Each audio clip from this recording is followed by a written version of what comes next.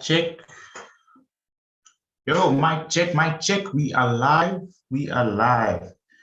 Good afternoon, everybody. We are live. We are live. We are live. We are live. Just letting the gang know we are live on all Telegram platforms, and then I'll be with everyone in a second. We are live. Right, guys. I'm just gonna get straight to it. There's a lot to cover. Thank you for everyone who joined me yesterday. At some point in time, if you do join the live stream, just let me know. Let me know you can hear me. I would very much appreciate that. If you can just let me know on someone in the chat section there that you can hear me. That's awesome. Shake my hand. Let's get going. Shake my hand. My name is Leroy Myceri. If you don't know me, I'm the head trader of 365 Trading Academy, head educator as well there. Etc. Hoping to get to know you. Look, we've got a lot to talk about. I did start looking at pairs. Was it yesterday? Right. So yesterday we did do a live. If you haven't watched that video, it's somewhere on our channel there. We looked at a couple of things. We looked at all the currency indexes. We looked at all the pound pairs, and we found about 2 or 3 opportunities in there. Potentially that could be sizable for some potential swings and therefore also some intraday movements, right? And then we spoke about a lot of the stuff that's been going on, the sentiment, the market taste for risk on, risk off currently, and the fact that a lot of things have been at a pause because of what's about to happen today. So my time is 6:30 p.m. South African time, which means in about 2 hours or so, FOMC is going to start. So I want to just quickly start tonight's war room with this, right? So it's kind of like walk you through the mixed disaster, that's happened. You can see Canada is not faring well, and we spoke about this. We know CAD currently right now is almost CAD pairs are at a supply, so it's not too shocking, right? But the fundamentals and the data support that type of structure, although price had already priced in all of this because CAD pairs have been falling in line with the oil drop, all right? We've spoken about all this stuff yesterday. Like I said, please do check out yesterday's video just to help you, catch up, so to speak. Let me just move our YouTube chat box to this side for now, and then I can just keep track of what you guys are saying in the comments. Oh, it's Alvin. All right, cool, super clear. Hi guys, cool, fantastic. Right, so that's essentially what happened. Now today, guys, and I did bring this up yesterday, this is big. This is a big deal. FOMC talking tonight is a big deal. So it's going to be a statement at 8 p.m. South African time, which is an hour, 30 minutes from now. So we'll probably still be in the war room, when this starts. And then at 8:30 p.m., he's going to go handle some questions, like really tough questions from the press. And both the statement and the press conference create a tone, all right, a market tone. And that's what because remember, we're not going to get any type of statistical data tonight. So it's not like we're going to get like a specific rates or to quickly know whether it's dollar bullish or dollar bearish. And so what you want to do over time, right, not overnight, as you grow as a trader, is to start to slowly understand the language, right, the language of the markets. And when we talk about tone, we're specifically looking at 2 things. Either he's very hawkish, hawk flies super high, hawkman from, the Avengers, however you want to remember it. But hawk is the closest thing I can think of to an eagle. So they're super high. So when stuff is hawkish, when you see headlines talking about a hawkish FOMC, a hawkish Fed, it means things are going to be bullish for that currency, right? It means the outlook is strong, it's positive, it's hawkish. Dovish is the second type of tone to look out for. Dovish is the complete opposite, or like a dove, dovish, like it dives down, like dovish, right? I don't know, however it will take for you to remember it, right? And when we talk about a dovish sentiment, a dovish tone from the FOMC, look, it means things are pretty bleak, right? Things are not looking that great. Now, we know that the last time the FOMC shook the markets, seriously, was the 16th of June. Why? Because I talk about this all the time, because it's important and it's completely linked. On the 16th of June, he was hawkish, right? He spoke about interest rates. When a country increases the interest rates, when they hike interest rates, the currency gains strength. So if I increase the interest rate of the ZAR, ZAR is going to be strong. Interest rates of CAD is going to be strong. Interest rates of the dollar is going to be strong, right? And he explained a lot of things around that. There'll be a statement will talk about the basic economy. They'll look at an outlook for unemployment. They might hint at GDP. You know, it's this perception that because of how things have been going, these are our plans. And if our plans go according to plan, you know, we expect interest rates to come in, right? Remember, when I increase my interest rates, all my funders, smart money, investors, billionaires want a piece of that action, right? Because if I can invest in an asset that's going to increase in value, I make more money, right? So that's hawkish. So he was pretty much hawkish on the 16th of June, and I have elaborated a lot around that. And tonight we want to see if he still stands, you know, kind of like firm, right? So I'm not really a big optimist in terms of markets. In general, I find myself in more sells than buys, and maybe that's because of the type of trade I am, because I profile my assets. So I always find myself in assets that sell. You know, selling trades move a little bit faster for me, and I like that. I mean, number one. So I always have this bearish outlook. It's part of what I look for, right? But I have to trade what I see. Short term, you will note that we've been trading a very weak dollar, short term. And yesterday, I spent time explaining, you know, what short term means. Like when someone says short term in terms of market structure, how long is short term? Short term is hours to days, right? And we've been adjusting that, you know, that perspective on DXY, but predominantly DXY is currently under the control in the short term of a daily supply. It's also, technically speaking, inside a very interesting, strong weekly supply, and in a very, you know, 50-50 weird governing monthly supply. So that, for me, you know, for the last 3 weeks, the reason why I've been, you know, very much, you know, dollar bearish is because of that, simply because that's what the structure is doing. That's what I need to be trading, to trade what I see. All right, so and I'm just rushing, guys, because it's an introduction. We don't want to get, you know, caught up in a lot of this stuff, and then we miss out on time. I normally do this for myself, and I've been thinking maybe it might be worth sharing with the rest of the academy. I'm just going to reshare that. Hey Eunice, hey guys. Let me know who's around, by the way. I just want to keep track. I want to know if this stuff is, you know how I am. I just need to know if people do want to see more of this stuff, if it's helpful. So if you're around, just let me know. Say hi on the chat there so I know who's here. Just to see 1 war room a week or 2 war rooms a week. What do people want, essentially, you know, because, yeah, we want to be productive with the time we have together. Right, so I normally prepare a short spreadsheet, and I think I'm going to share this in the remote course tonight. I'm going to make sure everyone who needs to be added is added. So I know there are people who finished the live course and are waiting to be added. So I'll first add you tonight, and I'm going to add this little document. Right? It's nothing too serious.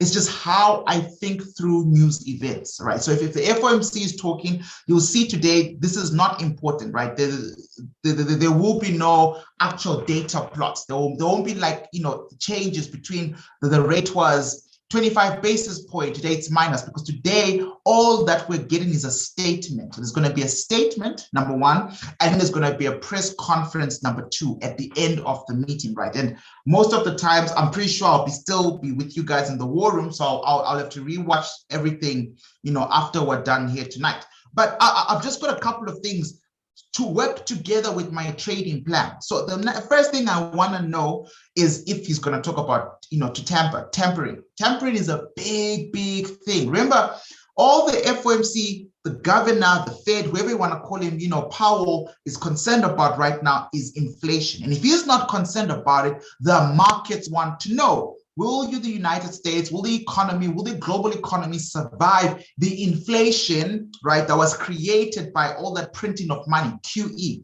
right?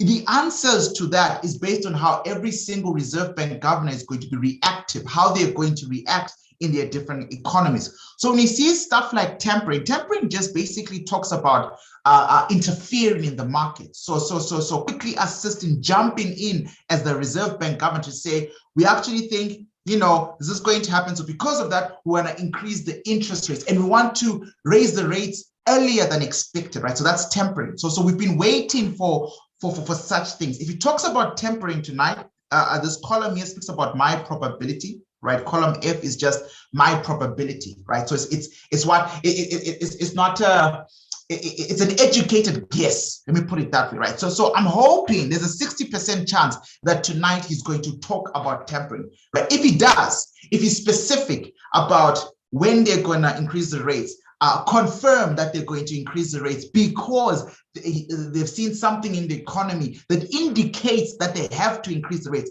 the dollar is going to become very bullish. Because every time we temper and you increase the dollar, you create that type of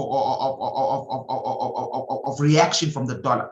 A strong dollar in general, colleagues, just to remind you again, DXY is a safe haven.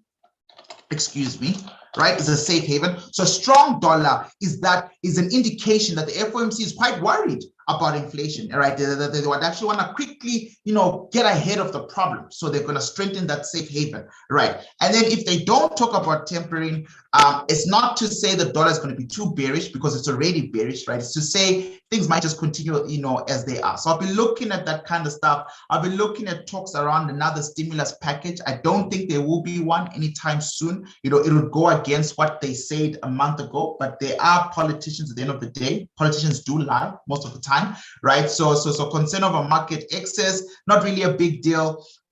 External risk, but any concerns, any problematic thing that will create the Fed to worry and strengthen the dollar, we now know that we are now risk off, right? A strong dollar, a strong safe haven creates that risk off sentiment, right? So I'll be looking at that, and then the press conference. It's just that when will tempering start? If they're specific, right? They have not yet been specific about when it's going to start. If they're specific, we're going to get a very, very, very bullish dollar.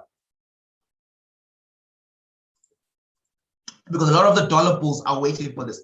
The thing that is very hard to regulate, which I'm pretty sure is going to address, as far as I can tell from Africa, is the fact that, COVID, the Delta strain, is starting to gain momentum, right? It's different in each country. Vaccination rates are different. But if there are any serious concerns about COVID, we know that COVID has been a very big theme in the markets for the last, 18 months, going on strong 2 years, actually, give or take, or from 2020 to 2021. 18 months really, right? So COVID has been a big theme. So if there's like some serious worry, right, around COVID stuff, and it gives you that, bearish tone in the markets, that could be a problem. This other stuff really not that important. I think will remain neutral, but it's just what they'll be wanting to spend time on, right? So I think, right, if you understand this and you want, some of these simple plans, what I'm going to do moving forward is I'm simply going to share this with all Academy students inside our remote course so that you guys have this. Because I'll always edit the document inside the actual remote course before a big event, just to highlight what I'm looking at, and then I'll just simply attach, some notes just to explain what it is, right? So that same Microsoft document that you're looking at, I think I'm going to put it inside our resource folder. I'll create another folder for it inside our resource folder of the course, and then you can have access to that. But that's kind of like my outlook, all right, about what's going to happen tonight.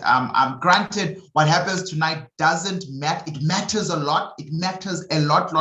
But on Friday, right, this is a big deal. This data set here, core PCE price index for the Fed, right, for America, for the FOMC. This is their key indicator around inflation. All right, so we'll be looking into that on Friday. So you could say one thing today and be completely surprised on Friday. I must say they have been using news a lot to lead sheep to the slaughter for the last 2 weeks, right? So if I've taught you before, you are far much more safer sticking to the rules, right? Simply stick to kind of like the stuff that we've spoken about. Hey, Mr. Kakoma, hope you're good, buddy. Hope you're good. I will be adding you guys, Kakoma and crew, to the remote course tonight. I have not forgotten about that. Right, but yeah, good to see everyone. Good to see everyone. Right, guys, so yesterday we nailed the pound pairs.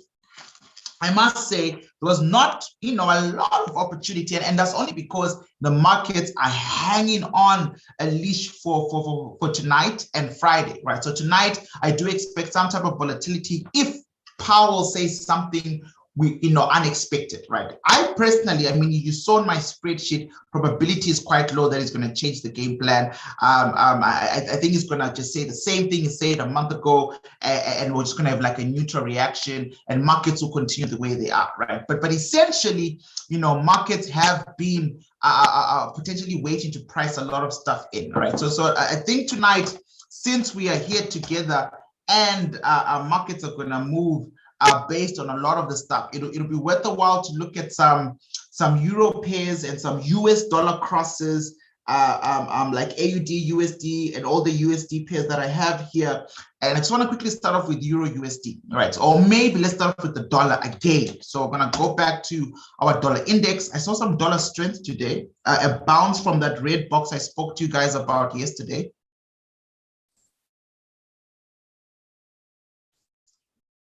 Was I dreaming? My profits disappeared. Oh, so price did pump up because I noticed that my profits were going through some type of retracement, but I didn't get a chance to look at the charts. But it seems like whatever was happening has stopped, right? So markets did rally back to touch our trend line. There we go. So this is what I was looking at when I was checking my trading desk all the way during the London session. Markets made it all the way to this trend line, right? Remember, we spoke about this trend line here. If I show you on the daily time frame, right, that there was this upward channel, right? And every touch to our supply, there was a news event that pumped price here. Every touch. You just check those dates. I apologize if you don't know. I haven't been feeling too good. I'm slowly recovering. Good to have my voice back, but once in a while I'm going to cough, and I hope that doesn't bother anyone, right? So so all these touches into our area of competition, number one, then and then the final two touches into our daily supply, right? If you didn't know about supply and demand, all you were focused on was this upward trend, right? So if you bought somewhere here as a retail trader, you probably got burnt, and it's just part of life. Essentially, we need to start selling, right? We sold a bit here, right? And I know I did. We sold again there, and definitely in here. We need to start selling there because we anticipated some type of reaction. Because we call this a supply. It's a peak supply, actually. Fundamentally, one of the stronger sell setups you'll ever find in the markets. But if you don't know that stuff, after the video, I'll drop a link description, and I'll give you access to all of this, right? This is our remote course. You just have to click the link down below, and you can get the videos and videos and videos and videos and videos and videos of me teaching this stuff in a chronological order. My team was telling me in the last 19 months of so the remote course is a compilation, of the stuff done properly. The stuff same as I would have done it in the live classes, give or take, right? Anyways, price is even a supply. Prices retested our trend line, right? They broke the trend line, retested. So when I saw my profits, go back down, I'm assuming it was during this leg up here. I really didn't care. I was so busy today with other stuff, right? So then prices is slowly making its way back down. But I spoke about why, I've got these zones in to know what's going on, but I'm not going to trade anything in red because either of glass effect or it goes against the bigger picture. So the short-term buys for me are not my thing. I hardly am a counter trader. I understand it, right? You could have bought there and came out there if you're looking for pips, but the smarter play would have been probably to add a sell position here, right? It makes sense. You've got this bearish engulfing pattern. You got somewhat of a strong key supply there, and then price has been following suit. But anything can happen, right? So we'll see, at 8 p.m. what the direction is of the dollar, given its governor is talking today, right? We call the Fed the governor for a reason, right? But again, for me, from the daily time frame, which would be a time frame or a perspective that allows us to see the markets from a mid-term range, that's days to weeks, right? If he sticks to the script, right, essentially, I'm looking at this type of play, right? But if there's tampering and there's a set deadline and they're killing all stimulus programs again, and they want to tamper, and initially they're changing the plan or they're giving you specifics, then yeah, the dollar will rally. And this, in hindsight, will then start to look like a fake out, maybe 4 or 5 days from now, right? So it's really just based on what the FOMC is doing.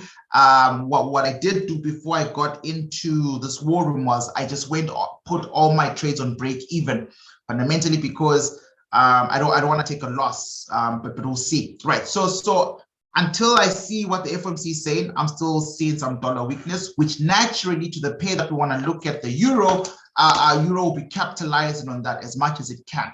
But let's start off with the euro index. I tried to look at this last night after last night's war room, and I think my mind and body were so exhausted.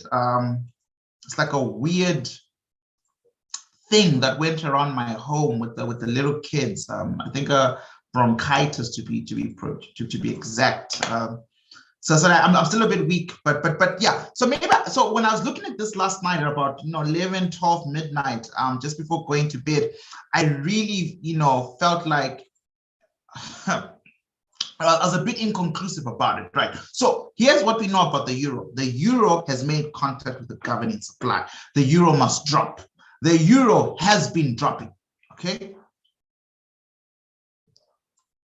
We know this about the euro. The euro, though, did something annoying and complicating by creating a safety net, right? It created a short-term governing demand, right? So I use the term short-term, quite carefully here. It's not short-term like in days to weeks. It's just, for me, this demand seems to be in the way. All right, it seems to be in the way, in the sense that had this demand not been there, had not been valid, it's a bullish engulfment pattern. That's why we call it a demand, by the way, right? Then we should expect a normal. We just want normal things. We want price to get to a governing supply and drop all the way down to a governing demand, right? So we should be, looking at a clean drop all the way down there. Excuse me, sorry about that, right?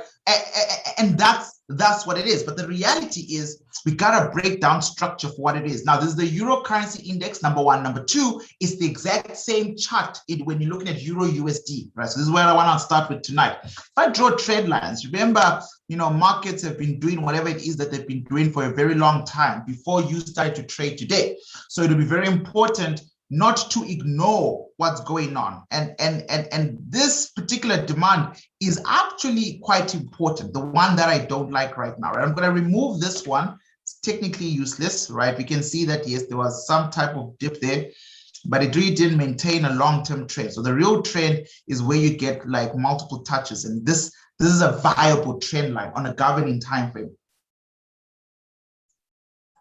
And on a governing time frame, we can see now why they did this, right? So you see they break this trend line, removing bearish structure, right? If I've taught you, you know what that means. And then they create a base, right? A protective base, like no matter what happens, you are not going down there. And they've done everything else, right? So if I cut out these candlesticks, you can see for yourself, before they took off to our supply, they wanted to make sure that basic technical analysis was done, right? So there's a break of trend line, then there's going to be a retest of the trend line. Retest is done, right? And then after that, price just rallied and went on its business, right? So then they do a drop base rally, right? Remember, if I've taught you, drop base rally is very important. Dumb sellers set up explosive buy against the selling market into a supply, right? So look, for me, it's like this is what the sellers needed, right? A quick jump into a supply. And then we sold a bit whenever price got here a while back at the beginning of this year, and we had to take profits here because this was a turnaround particular period. But then now price returned back to a supply. And that's how I'm viewing this thing. I'm viewing it as price returned back to a supply, but has made contact with the demand again, right? And I don't like setups like this, right? Because you could do two things. One, you could assume that price is going to rally all the way back up, and it doesn't, right? You're in no man's land here. Now we need to use data, weekly data, and my next videos on YouTube will help you, decipher COT data, order flows data. You're going to take that on a week-to-week basis, because the rules of supply and demand is, even though we don't like this demand, I don't like this demand. I'm not a euro bull. I'm normally bearish on my euro because it's been a long-term sell profile. But even if I don't like this demand, if it's at play, it's at play. Do you understand? I can't trade my feelings. There's a demand at play. because there's a demand at play, I have to be very careful of that until they take it out. This is not a retail trader's level, right? This level literally broke a trend line and then literally married itself to that area, almost as a protective stance that you will not go down. Even though, it would make more sense to get one more final dip in the euro to make that lost decade push up, right? It would be nice to do this, but you'll see pound USD is like this, AUD USD, all these setups are breaking, and then they've got this temporary demand just to make sure that price doesn't go down, right? So they don't want to lose all these gains. These are COVID gains, by the way. Once again, March the 2nd, right? This is March the 2nd, right? There we go, COVID gains. All right, and they seem to be very protective about that, right? These assets did very well while a lot of other assets, faltered, right? So prices breaking out of this long-term structure, and this demand is going to be very critical 5 years from now when we're looking back. Hey, Josephine, Dr. Francis, good to see you guys. Good to see you guys. Good to see you guys. Zimbabwe, Kenya, Zambia, and I think South Africa currently in the house. Thank you guys. Thank you for joining us. Right. So it's essentially, it's annoying because if you look at the presidential chart, and maybe that might shed more light. If you look at the presidential chart, then you can see why I'm so passionate by what I want. What I want is simple. Well done. You've arrived at your supply. Bearish engulfing pattern. Fantastic. Well done. This is also a new bearish engulfing candlestick. Fantastic. So that bullish engulfment we see on the monthly only gave us an opportunity to retest. Retest what? This bearish engulfing pattern. All our rules have been met. Therefore, the order of the day is to continue down, because you can see on the presidential time frame, right? That's our first turning point, right? All the way down there, which is last year's first financial quarter, right? January 2020, right? The COVID gains that I'm talking about, right? So in the long term, weeks to months, this demand to me is in the way. In the long term, weeks to months, demand to me is in the way. And so either we let it play out, and when I say play out, we let it play out to somewhere here.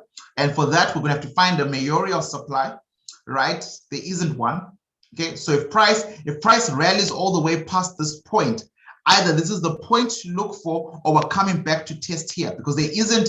I was hoping for something, right? I mean, if you're a support and resistance trader, then you can do this, right? That's exactly what I was hoping for. But unfortunately for me, I need a supply. I can't trade support and resistance, right? There's a gap. That's beautiful. All right, there we go. Now we're talking, right? So let me go back to my monthly time frame, remove all these arrows, because then I've already found what I was looking for. I just thought some of these charts is best if I see them for the first time with you instead of me preparing analysis. I did all the AUD pairs by myself last night. So those will end the night with those, because those will be quick, because I already know where I want to buy or sell. But these ones, I have to do a full in-depth analysis, and I'm hoping that will help anyone who's looking for reinforcement, education on how we go through these things, right? So potentially, I would like to see a play up to here. If this thing is going to be bullish, like if it decides, you know what, we want to be bullish, dollar is going to remain weak, somewhere there. So my MTA better give me something good somewhere there, all right? But again, I'm forcing my wheel onto the chart, so I must be very careful as I go down, right? I mustn't forget that markets will do what markets want to do because it's their right? So essentially, we can see that price has left something that looks like a significant weekly, demand that's kind of like trapped inside that monthly demand that we've spoken about. There's a lot of trading here. I don't like it, but it's behind. And then we've got the fresh touch, and then we've got the retest, right? So this is very, very, very, very possible, right? That's upward momentum is completely possible. But if the structure is yearning for that, it means dollar bearishness is also very possible. Now, again, the governor knows what he's going to say tonight, right? He's about to change or confirm the trajectory, right? When I tell people trade like the banks, that's exactly what we mean. We have to watch them move, and then we move around them as well. Excuse me, right? So ideally, a classic supply and demand sell setup is somewhere up here. ideally, right? But that could take weeks and weeks and weeks for price to get there. And we want to see if we can get onto this action this week or next week, right? Want to see if we can get into some potential trades. So now when I drop to the daily time frame, don't forget this line is strictly based on what I drew from the governing time frame, right? And I'll remind you what I'm looking at. What I'm looking at is if this was a supply by itself. Show you guys not a trick. I've taught this stuff, right? So if this was a supply by itself, I'll make it red so you can see what I'm referring to. This is clear. This is clear on the YouTube. Yeah, it's clear, right? So if this, I just want to make, you guys can see my charts quite clearly. If this was a standalone supply, right, and it is a supply, but I'm just saying if it was the only thing on the chart, you would have to draw this as a reasonable body, and that wick there of that green candle, that wick there is our, remember, our area of competition, right? So that's the distance between our area of competition, and anywhere between these two white lines, right, booking happens, right? So essentially, when I drew my white line from a governing time frame, it was because I was looking at the potential play here. And then when I start to drill down, I'm starting to pick up a couple of things, right? So support and resistance traders might try to ride on that, but I'm not looking for that. I'm looking for something strong. And there we go. We've got some type of price gap. Now we know that gaps represent the biggest type of market imbalance, literally the biggest type, right? Gaps represent the biggest type. So it's the strongest imbalance, right? It's literally the sharpest banking decision to sell or buy when markets gap like this, right? And there are two types of gaps: pro gaps and gap traps, right? The traps that retail traders fall for. And so you can see that price really did a big gap here, and generally speaking on a daily time frame, something significant must have happened. And if you check the dates, guys, it's the 16th of June. So this was the beautiful sale I was in. Luckily enough, I started selling at the top. So this gap was just a Christmas gift for me. But this gap was caused by the same person talking tonight. It's the FOMC gap where he was hawkish. The dollar was strong, right? Literally, the dollar ran like crazy because of what he said on the 16th of June. He said they're going to increase interest rates and all that kind of stuff. And immediately, markets were not expecting, they were expecting some type of news, but they didn't think they were going to get that type of big good news, right? So because of that, markets gapped, right? The imbalance was so big. And on the euro currency index, on euro USD, etc., price jumped all the way down because its counterpart, the dollar, was so strong, right? Because of the FOMC. So that's the gap there. So now, if my gap is still standing, which it is, there's a problem. Because in market space, we absolutely love to fill. I keep telling you guys about my book, right? So in my book, I talk about a lot of this stuff. I talk about gaps and all that stuff. This is draft one. I don't know if you guys can see this quite clearly. This is draft one of my book. I've reread it. Look how thick it is. It's beautiful, right? But I talk about gap trade. I talk about everything about structure. Tentative date is looking for October, November, although I would like to publish this at the end of the year, only because I've reread it and there's things I still don't like, right? But it's coming to you soon. The gapping chapter really lays this stuff out. I won't have time to really kind of like nail it, thoroughly into tonight's thing. But just know that it is a professional gap, a pro gap like this one here, right? 16th of June, FOMC meeting. Markets need to feel it, right? It's almost like something's incomplete, right? This needs to be printed. So candlesticks have to go through here. Right, essentially have to go through here at some point in time. I'm not saying that's what's going to happen today, but I'm telling you that given the fact that there is a gap there, it has to be filled. Number one. Number two, gaps tend to carry supply or demand in them. So this is going to be a very strong selling place, right? A very strong selling place, because I can't believe that all the orders were filled that night, etc. So there's still a lot of sell orders waiting up here at this gap. So you could get some price action that does something like this, covers it, wicks out, makes it all the way to even to this supply. There's nothing wrong with that. And then price will then drop again, right? And so for me, I definitely want to sell here. I definitely want to look to potentially sell there. right? So these two areas here on the daily time frame, and like I said, there's the exact same setup you'll find on EURUSD. It's just that we spend a lot of time looking at the index, right? The index in general right now in the short term is looking strong, is looking bullish. The reason why it's looking strong and bullish is because, again, the dollar is fairly weak, right? I'm just gonna throw in some moving some average candles, volume-based candles, right? So there you go. You've got the Sakini hash key there. You got a setup there. Remember, this does not show you order blocks, so don't ever say you're trading order blocks. You're not. You simply look. I'm looking at the volume here so that I can get a better picture of where my price is turning and where it's not turning, right? So we've got a strong turn here, and then the reaction to it. These turning points will not account for wicks, just where the candlesticks close, so don't be confused with that kind of stuff. Then you can start to really adjust your trend line if you wanted to. Just giving you guys some tricks, man. Come for war room, you get some stuff, right? So there's definitely a break out of this bearish structure, all right? And the breakout of the bearish structure is happening very close, or actually, if literally due to a demand, right? So there is a push up, right? And we know dollar is weak at the moment. Price is leaving a demand. So there's a lot to say for short-term euro strength, right? Euro bulls. And I've been begging price return to these FOMC levels, and we'll see if what he says tonight will push us in that way, right? So that's fine, guys. The next war room, please come prepared with stuff that you actually want me to look at, right? So it's just right now, I have to do what I want to trade because it's also helping me. I have to get my own trading planning gear. The last time I traded was the other week before I fell sick. So I need to start getting some trades running. So let's look at our first euro pair. Now that we understand the currency index, right? We've got EURUSD. We won't spend too much time on this because it looks exactly like the chart that we just did right now. And I apologize that my chart is a bit mouthy. It's got a lot of lines and all that stuff. If it gets confusing, talk to me.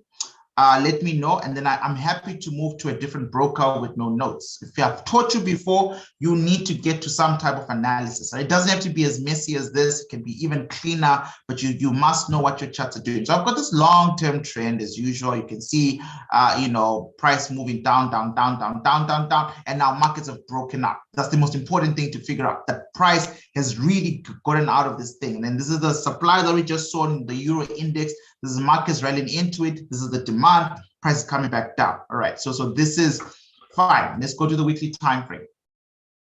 Right. And then on the weekly time frame, we've got a similar situation. Price broke out of this, weird looking wedge structure. May create a demand turn, hit the supply. We sold. This is that seller I was telling you about, FOMC, blah, blah, blah. And then markets have been dropping. And this is where we are. You can tell, again, that we're in a weekly demand, right? No one can deny that. Right, we're in a weekly demand. So again, it's looking like short-term euro bulls should prevail. This is what it looks like on the daily time frame, right? So my white lines will be potential sniper points based on H4 daily confluence entries. You've got this bullish engulfment pattern here. You've got the white line, price set, price lift. Simple stuff, right? This is some of the trades that we're taking. We took those trades here the other week, right? And these ones I was absent for. But if you knew what you're doing, and there was a couple of fresh H4 demands that were still fresh, right? And they go finally a break of a trend line confirmation. Then you're taking it. So if you're in this trade, good for you. I would say break even, right? There's going to be volatility in the next hour. And the volatility should last for about, a full trading session. So the close of New York session tonight, London session, and into the Asian session. Generally speaking, that's when those spikes kind of like slow down, right? But this structure is kind of like been removed. And I hate supplies like this. So for me, I'm not looking at a supply here. I'm not convinced of a supply. My rules don't allow me to consider this a supply. And if that is the case, then again, just like we saw on the index, right? This thing is going to be forced to be pushed, a little bit higher. Here, right, is the 16th of June. So this is that FOMC area where, again, I fundamentally believe with all my heart, 16th of June, I'm just going to leave these notes in there for myself. I fundamentally believe that not all orders were filled here, and our currency index gaps here, right? There's a lot of sell pressure there, and you can see that's what triggered this. So price was in a much more unified downward trend, and then just snapped out of it and just dropped and dropped. Took a PCP retracement, probably a 23.8 to a 35.8. If you just throw in a Fibonacci, there it goes, to 38.8 in blue, right? The 50s and 60s didn't even reach, and it just continued dropping, right? So I do want to go, crazy big here, if price gets there. But again, this thing from a governing perspective, at least from the presidential, wants to drop. So we're going to see short term, medium term, what's going to happen here. So I'm not in the buys. So unfortunately, I have to wait for some selling opportunity, unless if volatility kicks in tonight and then price does something like this. But we suspect that it's just short-term reaction and this demand stays strong, then maybe we can get a lower buy here. But for the most part, I'll be looking to sell. I'm going to be a little bit patient. And the reason for that, guys, just so you know, is because I want to see the whole picture. So I have to wait for Friday. For my own trading plan, I need to see this inflation story, come to a full picture, essentially, right? So I'm going to wait in at 2:30 p.m. Once this happens, I'll probably be trading live Friday afternoon.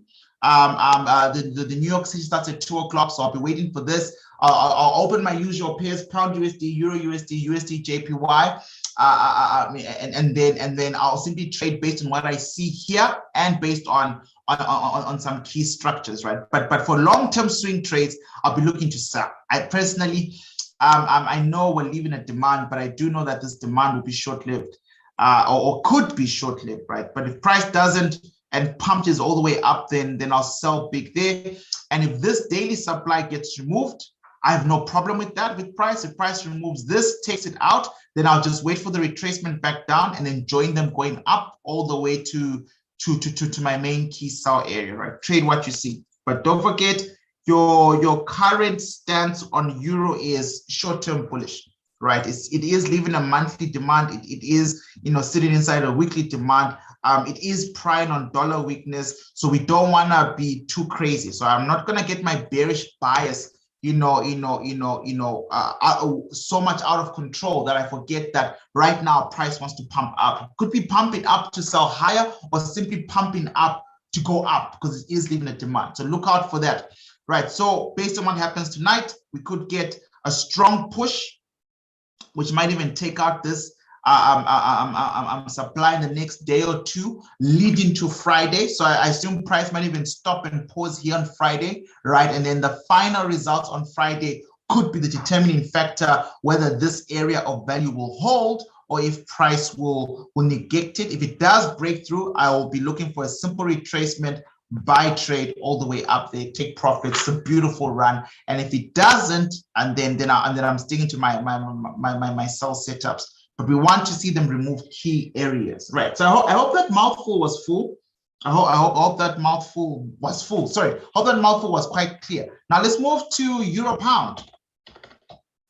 I'm going to do all the Euro pairs tonight and AUD pairs, right? AUD pairs are fine. This, guys, I really hope you guys, you were with me on this one. This was beautiful. This was such a beautiful short-term buy. I'm disappointed. I won't lie. I did want price to get all the way to the supply here, right? Because of the compression, right? I explained this to you. When price looks like this, we call this compression. Now, excuse me, when markets are compressing, right, which is literally bam, bam, bam, this here to there, here to there, here to there, here to there, and it's compressing to the downside. There's what we call, as my charts coming out clear. I'm looking at this version of YouTube live on one screen. Do you guys see this stuff quite clearly, or should I zoom in a bit? Let me know on the chat there. Can just someone, I mean, if you guys are happy with it, you're happy with it, right? But anyways, this particular compression is absolutely key. right? Because as price was compressing down, right, it means the supplies are being exhausted. Supplies are being exhausted. And so, you know, while some traders like to trade breakouts and fake outs, remember, retail traders, it's so difficult for you guys. For a retail trader, to trade a fake out, you have to break on the other side of this trend line. Number one, you have to break. Number two, you have to get a retest and then go with price. And this could be a short run. This could absolutely, and number one, it's short run. Number two, right, the stop loss hunts are all the way here, everywhere here, because they know that's what you're looking for. It'll be much more fundamentally glorious to understand supply and demand and to wait for price to arrive. You see what I did? I told everyone about this. There was a video on this on the YouTube channel. It's literally titled Euro Pound, because I knew I was going to go crazy on this trade. I really did. Essentially grew an account on it. There are several videos in my live account with me holding this trade and the psychology behind this thing as it went up and down. But as soon as price made contact with the daily demand here, we were gone, right? And we knew that the demand would be strong enough to break out of this range because of the compression, right? So just watch the video on our channel, because fundamentally the move is done, right? But the education is key, because compressions happen all the time on different time frames. USD JPY, see, from memory, I know for a fact USD JPY on the monthly time frame is compressed, heavily compressed, and you can see the breakout. Am I right? Yes, I'm right. There we go. Compression. You see this here? To the downside, compression, into a demand, boom, shut up. Right, it's like slingshot. It's a common thing. It's the perfect setup, you know, for you know, a bull, a buyer, essentially a buyer. So that's what I was looking at. But again, I was disappointed, but also glad that I took profits. Essentially because I did want to see the final run. So there are a couple of fresh demands, I'm pretty sure, on the H4 time frame. I will be looking out for this now. I don't want to enter this trade again anymore, because it was a short-term buy trade, like I explained. We really wanted it to go all the way up there, but it did stop here, which is perfectly fine. But the reason why I don't want to enter this buy at the moment is because it's a big contradiction to governor, right? And you must be worryful of that. So that's why yesterday I took time to explain how you can take counter trends as long as you understand the time relationship of price, short term, long term, medium term, what's going on. So if I look here on my governing time frame, you can see, okay, let's use a different chart because there are too many lines and you're gonna miss this. I'm waiting for feedback about the charts there. Clear, all right, the charts are clear. All right, cool. So just me who's obsessed with big screens. Right, so let's go to Saxo. I just like seeing things properly. Right, so Saxo is here. This chart was so nice to trade when Boris Johnson was elected president, but then it broke the rules. So it broke a demand and then went up, tore up a supply, and then honestly speaking, if you really think about it, it's just ranged. It's just been trading sideways. You know, if you're looking at the big picture, right? And that hasn't been great, because I thought, you know, would sell through all the way down here, but that has not happened at the moment. So we're just trading what we see, right? So if I link these two demands together, you'll notice. Let me just zoom in for you there. So I hope you saw what I did. I just extended a rectangle across. You'll notice that this first ugly patch, but eventually gave out a good rally, strong demand here, is broken, right? There is no demand here. It's completely broken, right? So I'm going to remove it now. I just keep it there for my classes to remind people or teach them, right? So when this got broken here, fine, we expected a rally. It was a demand after all, but we didn't think, I didn't think it was going to be so strong and so annoying and go around breaking supplies and, you know, doing all sorts of nonsense. But it did. It exploded all the way up as high as it could, came back down just to turn. And so we are not yet, personally speaking, the reason why I'm not ready to buy again, because that was just a short-term type of situation, is because we really haven't arrived at a governing you know, type of confirmation, right? This was a short-term situation, and the short-term situation was given birth by the weekly situation. So you see on the weekly time frame, where I was buying, which was somewhere here, right? This week of the 12th of July, which led to this breakout, right? This is that running trade that we took there. Price had arrived at somewhat of a bullish engulfment, weekly demand, etc., which you can see is tired, right? Look at this: 1, 2, 3, 4, 5. It's tired. This area of value is tired, which makes a lot of its subordinate demand suspect, right? So I'm quite suspect about it. More importantly, if you look at the weekly time frame, monthly time frame, you can see that there are better areas of value, waiting for price at the bottom. There are better, better places to buy if it is indeed still a buy type situation. So if you go on the daily setup, the same thing that has happened here, the compression trade that we took, those of you who took it, please don't forget to send me results. It's difficult wearing multiple hats, guys. So I do appreciate the results, and I will be publishing them, soon enough. But it's just, we want to keep putting the light out there, right? So this for me, because I took it here and it's run and it's now come back in. A part of me wants to be trigger happy, and I can take a buy and be like, what, just risk 1%. What could happen? Nothing could go wrong if you just risk 1%, because I still do believe that, or not believe now, but it would be nice for price to make contact with this supply. That's my end goal, right? There's too much compression inside the channel. There isn't enough supplies anymore. This has already been broken out. This can't be, ever called a fake out. This is a serious rally on the other side, opened and closed on the other side of a trend line, but markets did come back into the demand, and this would be nice. I won't lie, this would be fantastic, right? And if that's what we're doing, there's still enough time to enter, right? Let me just do an MTA and see. But again, because my governor is not in it, I'm not happy about that situation, right? So if this was an H4 demand, it's now broken. If this was an H4 demand, it's now broken, right? So this is what I'm looking at. The fact that structure is now creating lower highs, right? Literally, and now actually going lower lows, right? It's starting to reverse properly, right? So you don't want to ignore such signs. You don't want to blindly go against the trend, right? Now, if I look inside and do a full autopsy, I would find that the next set of orders are here.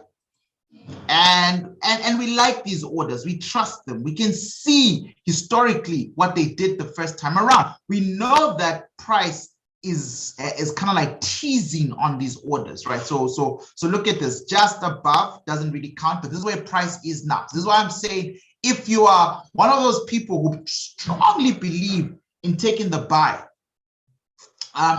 you should be in now, or you better get in as soon as possible. Personally, again, I'm not interested, because even if this was to rally, it still has to negotiate with this, still has to negotiate with this, still has to negotiate with this, right? There are like so many supplies along the way. And if you were to draw a trend line just to see if you are even remotely close to breaking bearish structure, you can see how wide the base is, right? So markets can really rally into this bounce and then turn against you. So it's a short-term trade. If you're a short-term trader, if you're an intraday trader, then these are the kind of short-term buyers you want to pump. You want to pump them and get out logically. That's 40 pips. And that's it, right? So some people, because of that, get tempted, right, with the bigger lot sizes for a short 40 pip ride to make a lot of money. I'm not interested, right? On the daily time frame, if you look carefully out, I'm looking to wait now, right? So I'm done with this compression.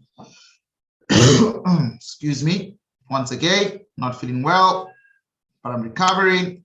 You're just gonna have to excuse the coughs, right? But you're safe, right? This is the literal definition of social distance and what we're doing right here, right? So we've got this bullish engulfment here.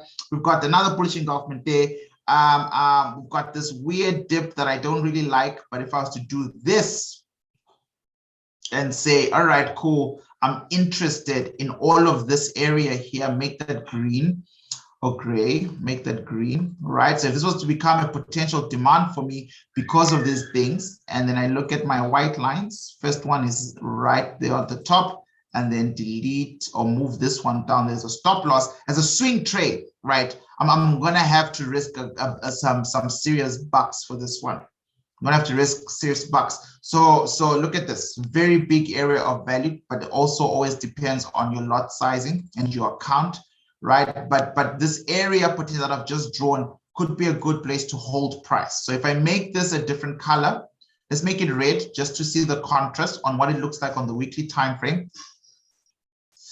You see? This is what we want, right? So this is beautiful. So I'm definitely taking that for at least a pending order. I'm gonna put it down on my trading plan book, then create an automated trading plan, and then share that with you. Please, guys, that's very important. If you don't know what you're doing, markets will give you something to do, and you never want that, because what markets give you is a situation where they want to take your money. So I'm gonna write here so I don't forget: weekly demand 1 plus daily demand 1, and both of them are fresh, right? So I'm actually more interested in risking money here, potentially, if I'm taking a buy. I appreciate the beautiful runs I had on this compression area. It didn't make the rally all the way up there. The daily supply doesn't even have confluence on a weekly supply. So on a weekly setup, this is starting to look beautiful for a swing trade. See this here on a weekly setup. That's starting to look like gold now. So we'll see if the euro will play, and it gives us a little bit of time for geopolitics to shape up and the fundamentals to also make sense. But that's about 500 pips, like a 500 pip run. If we break out of this and price continues to come down slowly, I'll take a buy there. So I won't be risking money on this short-term area because of the compression. If I do, it'll be for fun. All right, if you want to take a for fun type of trade, you can go to H4, H1, find an entry, buy, and then as soon as you get profits running, lock. Simply break even. Once you break even, you can move on with your life, right? Whether you make money off it or not, it doesn't matter, because you are defending capital. And what happens is, if markets pleasantly surprise you 2 weeks from now and rally all the way up there, then you are the bigger winner, right? So I've got that a weekly demand buy setup that I'm definitely taking. A weekly plus daily 1 a fresh buy. I'll be taking a trade there. I can guarantee that, but we'll see when I generate the plan this coming weekend, then we can really have things. But I do want to sell here. So 1 daily supply 1, but there's no confluence on the weekly. There's none. There isn't a supply on the weekly and no confluence on weekly.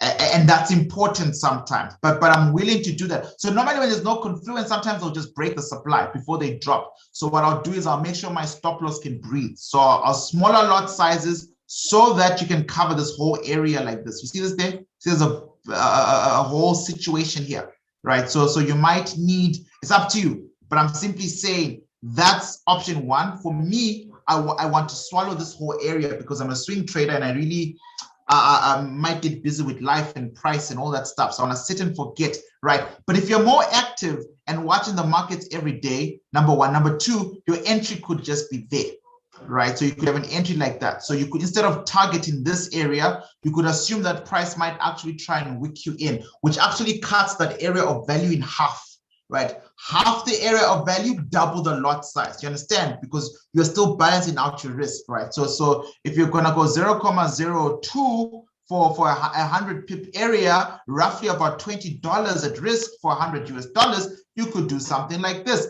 Cut the area of value in half, hoping that markets come up here, right?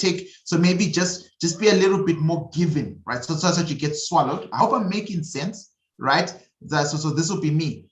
Or this could be an option for someone, right? And because you've reduced the area of value, you can go 0.3. It should work out the same roughly, because you've reduced your area of value in terms of pips, but slightly increased the leverage, if that's what you want to do. But personally, for me, I think I'll just keep it simple. Have an entry point that big and then a stop loss that wide, because even if price was to react here, which would be very nice, right? I don't know if this can be considered as a fresh touch. I don't think it is. There's still price has the right to run up here to sell higher, right? So I do want to stop loss, a little bit there. So EURGBP, I've got a buy trade setup. And I've got that daily supply one by itself, but I'm gonna write here wide stop loss. So when I come back to the charts, I know exactly what I'm talking about. And I'm hoping this logic is making sense. If you're still watching and this is helping you, please, please, please do not forget to like, guys. You know, if you're still sticking around, let's get the likes to match, only because it's just helpful for the algorithm. Everything of mine is at a pilot stage. You wouldn't believe the amount of building that I still need to do for the next 2 to 3 years if this thing is really going to swallow Africa correctly, you know, and empower people the way we need it to. So every type of platform that we're on, we are trying to start to gain momentum, and I would appreciate the support. With me, it's just full transparency. I need you to like and subscribe so I can grow, and I can keep doing this kind of stuff. So I know that it's worth the effort and time. Right, so guys, for me, I'm done with Euro Pound. I like these two plays. I'm gonna move on to the next thing. Looking at time, I wish I could find a way to talk to my wife. I need something to drink for my throat. Let me see if I can pop her a message. Please, can I have ginger tea? Sorry, guys, my throat is struggling, but I'm enjoying what I'm doing. So hopefully she'll see that message. If she doesn't, it's fine. Right, so let's look at Euro AUD. That's the next asset here. Right.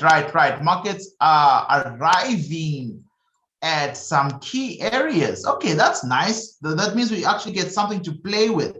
So let's start the whole analysis again. Right, so I've got, all right, cool. I like this chart. It's cleaner than most. It's got a few things to work with. We can tell, I've taught you before, markets left an MTP, major turning point demand, went to an original major turning point supply. This was a beautiful sniper entry. Price has been leaving a major turning point supply, broke an upward trend line, broke an upward governing trend line, leaving a major turning point, original fresh supply, right? So there's a lot of strong downward momentum since COVID, 2nd of March.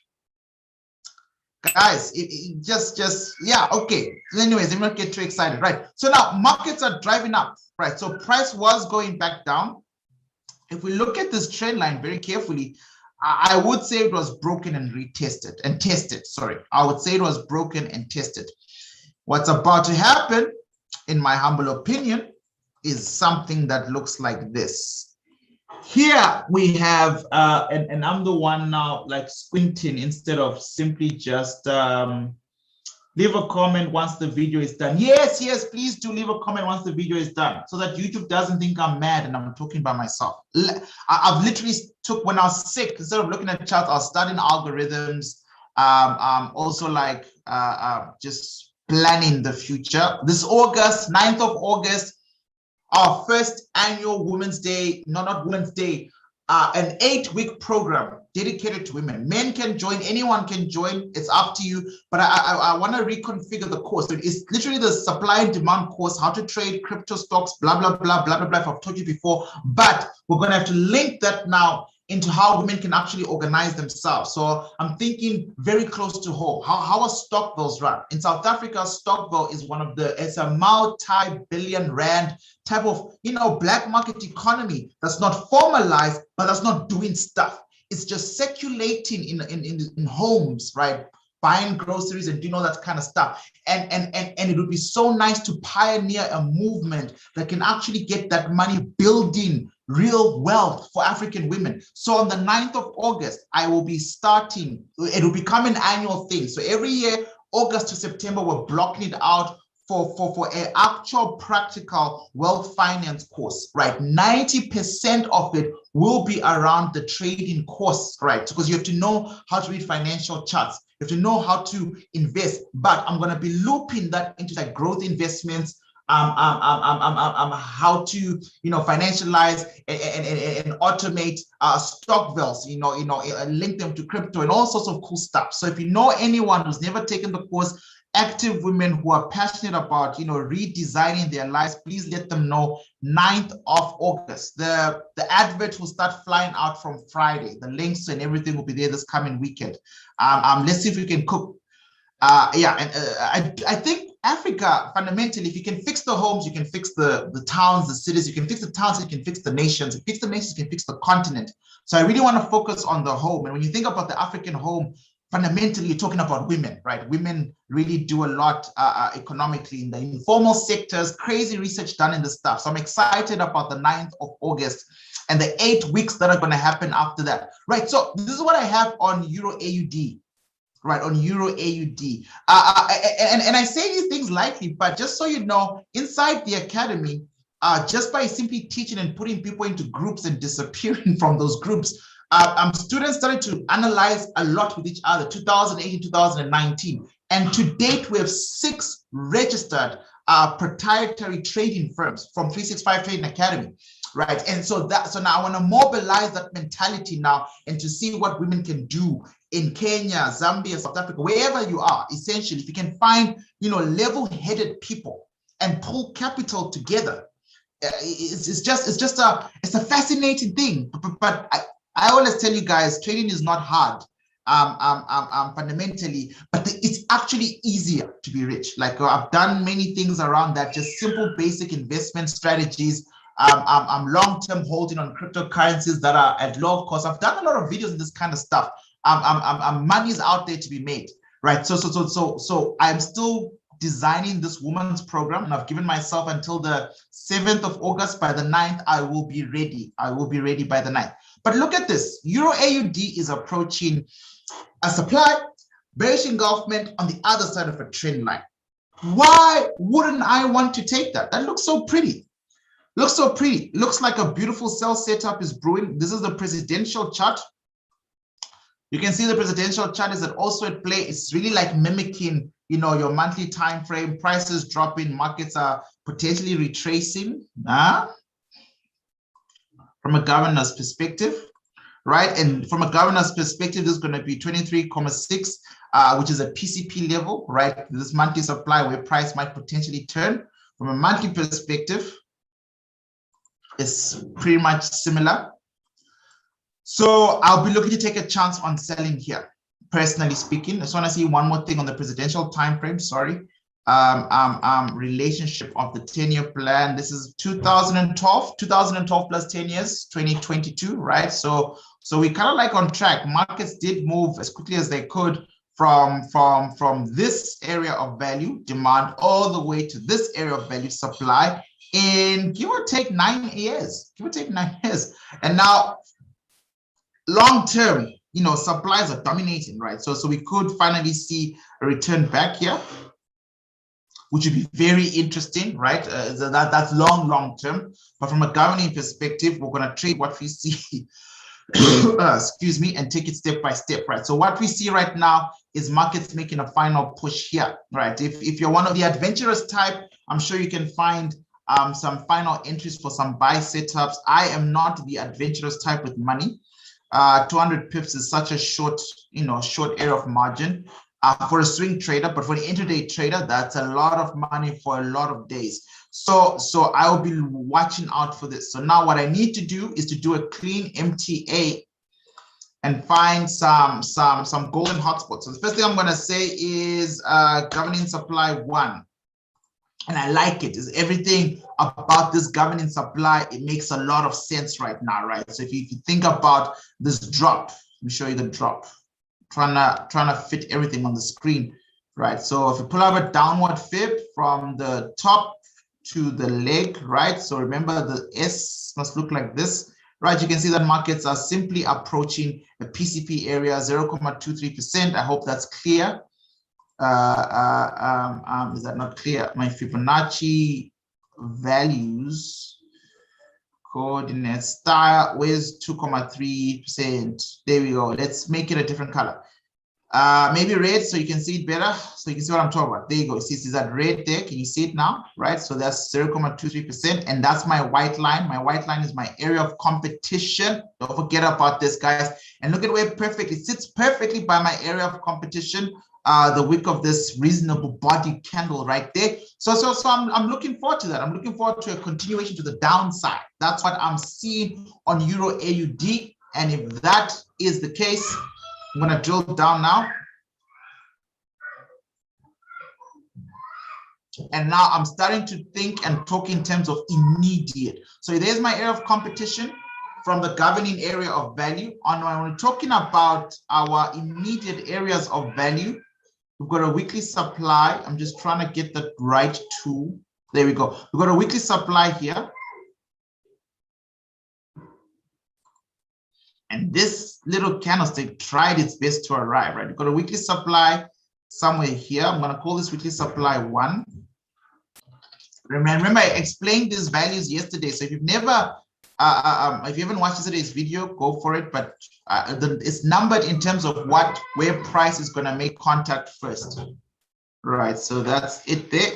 So I've got this area of entry or area of competition from my governing perspective, which is also a confirmation from my Fibonacci PCP level. And now from a weekly perspective, I've now found the first immediate area of value, and that's the area of competition for it. I'm going to put that one there. I can see there is intersection or confluence, correlation between my monthly, right, my governing supply, my mayoral supply, which is fantastic. Love that. So I'm going to take a chance on this. I'm going to take a chance on this trade. I just want to see these two areas of competition, what they look like on our entry time frames now.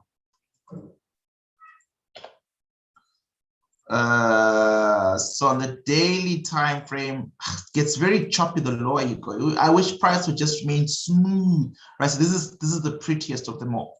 This is still the monthly area of competition with the fib level. This is gorgeous, right? Look at this, just you know, perfect, you know, enough dumb buyers entering the area, a short base, well, not really that short, but a base nonetheless with rejections, you know, wicks being rejected, price rejected, and then a massive drop and a bearish engulfing pattern, and to say the least. And it is, you know, super duper fresh.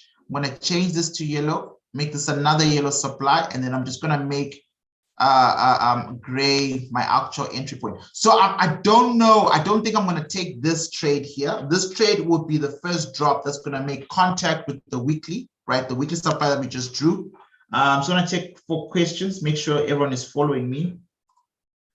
All right, no questions so far. You guys are following me, fantastic, right? So essentially, this is it. So I would, yeah, you can take this. Looks like it's already been taken. So if I remove this line and I just draw a supply for you, this is what I mean. So if you look at this,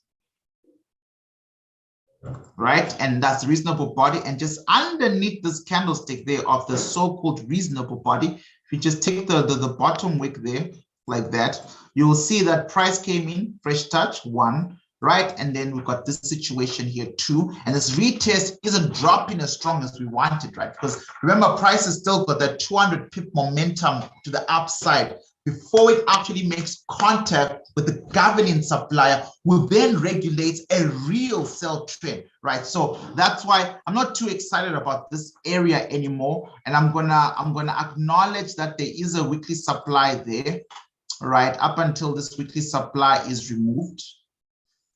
Up until it's removed by price. Oh, I have this.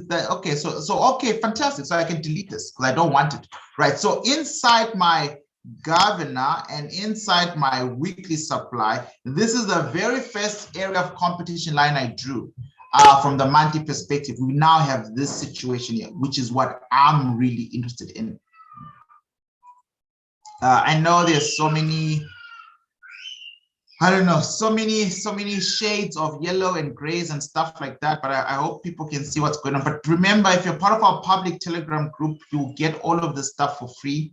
If you're part of our public Telegram group, you'll get all of this stuff for free. So inside my governor, inside my mayoral, I found a beautiful fresh daily supply. And I'm definitely looking to cook here, or at least take a risk on it, right? Every trading is about probabilities, but I'd far much more prefer this. Yes, price could rally all the way up, but I think this baby should hold. I'm hoping it holds, or we'll see how far it drops, right? And if it does drop, let's go to the weekly time frame now. This is what it looks like inside the weekly. You can see that, you know, beautiful imbalance rule met, right? If it does drop, then we can start to talk about, you know, exiting somewhere here. Right, so that's a good risk to reward. You can already tell you know, the size of this area of value and the size of that and the distance between the two, that is a perfect risk to reward. So if I put my sell short position, so if I enter somewhere here by my white line, daily supply, my stop loss just outside my daily supply, inside somewhere there, all right, and my exit somewhere here, right, there you go, almost 1:4, right? Beautiful 1:4. I do suggest, for personally, for me, that's where I'd want to get out. I don't want to really encounter strong you know, weekly demands, and essentially we're looking at exiting at this point in time. This is going to be an area of worry, it might create some retracements along the way in the future. When I'm marketing red, so I'm aware of it when price eventually gets there. But essentially, I'm really excited about this sell. So for me, I'll be looking to sell here, take a chance on price, risk the right amount, please. I'm not here to forecast the future for you. I'm simply here to share where I'll be taking risks. And obviously, the final plan is the one you're going to sell the public Telegram group. So I could look at this over the weekend. I could see, pick up something and go, actually, I've changed my mind. So please make sure you're part of the public Telegram group. And when I drop the PDF, for those of you who don't know, the plan will look like this, real quick. Where's the last one? I don't know if the last one I did is even here.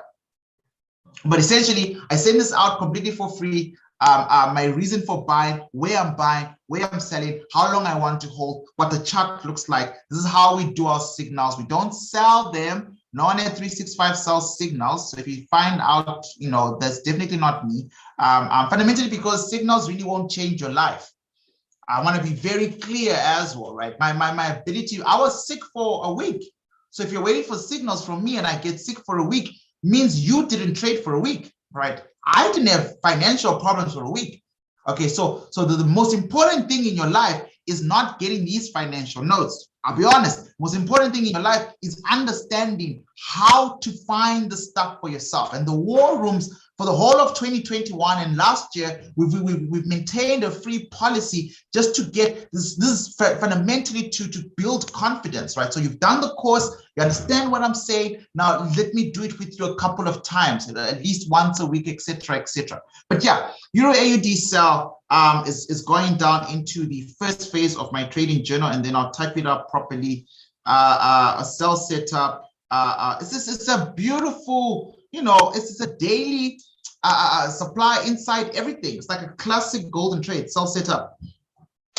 We shall see how that plays out. Right, so looking at the time, if we go by when we stopped last night, there's still a bit of time, still about another 30 minutes to go, if that's okay with everyone. We'll look at Euro Swiss franc. This was part of our old plan, buy one, buy two. Me and Caleb, I remember Caleb, before I went sick, I told him this was going to be a very short-term buy three, buy one worked here. Buy two was tricky. I don't know if anyone got in, right? I personally got stopped out of buy two.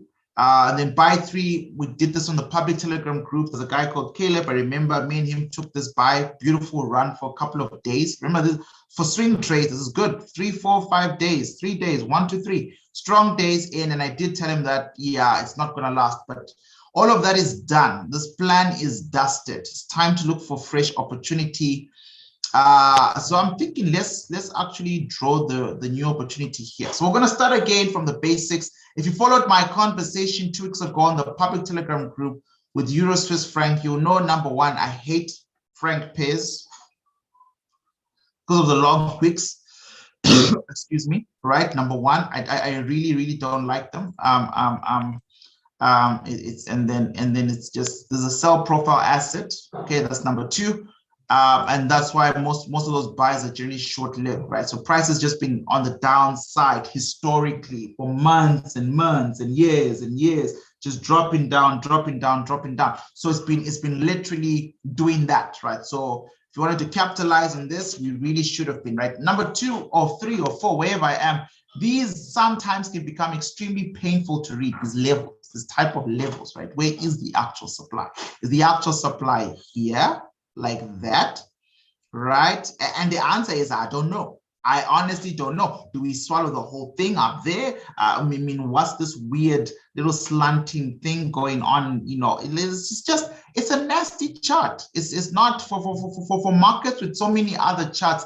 I don't really like wasting time here, but as an educator, we have to analyze everything and understand everything, right? So I just don't like to trade it because it's a choppy, spiky type of situation, but it's not to say we don't understand what's going on, right? So on our governing time frame here, we can see that markets gave us a bearish engulfing pattern and went back to retest it for a fresh touch in line with our rules. If you've done the course, consolidated, then dropped, right? So this is literally from 2018 till wherever we are today. Then price started to rally up. We made sense of the rally.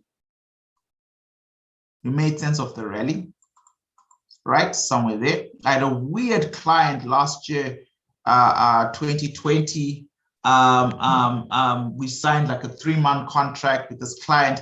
It's a small company, but then they understood trading and they specifically wanted one hit trade. So what I normally do is, professionally, I don't want to waste too much time talking about this. Out of scanning the markets and find different opportunities for different clusters, profiles, blah, blah, blah. They wanted all their money invested in one asset that would do one thing. And I chose Euro Swiss franc for them last year, right? Just a clean buy, and price went up, but it was like a 3-month contract. So as soon as price got to the supply, TP hit, and we called it quits. Because I generally don't like clients who are going to detect how to trade, when to trade, what to trade. It's generally not how I work. Fundamentally, I should be in control of those decisions so I can be accountable for them, right? So look at this. We've got this structure that's been taken out over time, right? So markets hit a significant demand, broke out of a bearish structure. It's debatable if you want to say this thing was tested or not, right? It's not clear, but it is doing what it's doing. Euro USD, Pound USD, where they'll put in a bullish engulfing pattern right there. Can you guys pick that up? That right there is where price is right now, right? So you know, looking at this now, I want to trade it, but I don't want to trade it because I don't like it. But if I was to zoom in a bit, you can see what I mean. There's a bearish structure that was removed. Okay, number one. Number two, markets have now arrived at a significant area of value where we do believe there are more buyers in here than sellers. I definitely believe that there are more buyers than sellers. Number two, you know, the supply that I exited on for the client I was referring to was broken.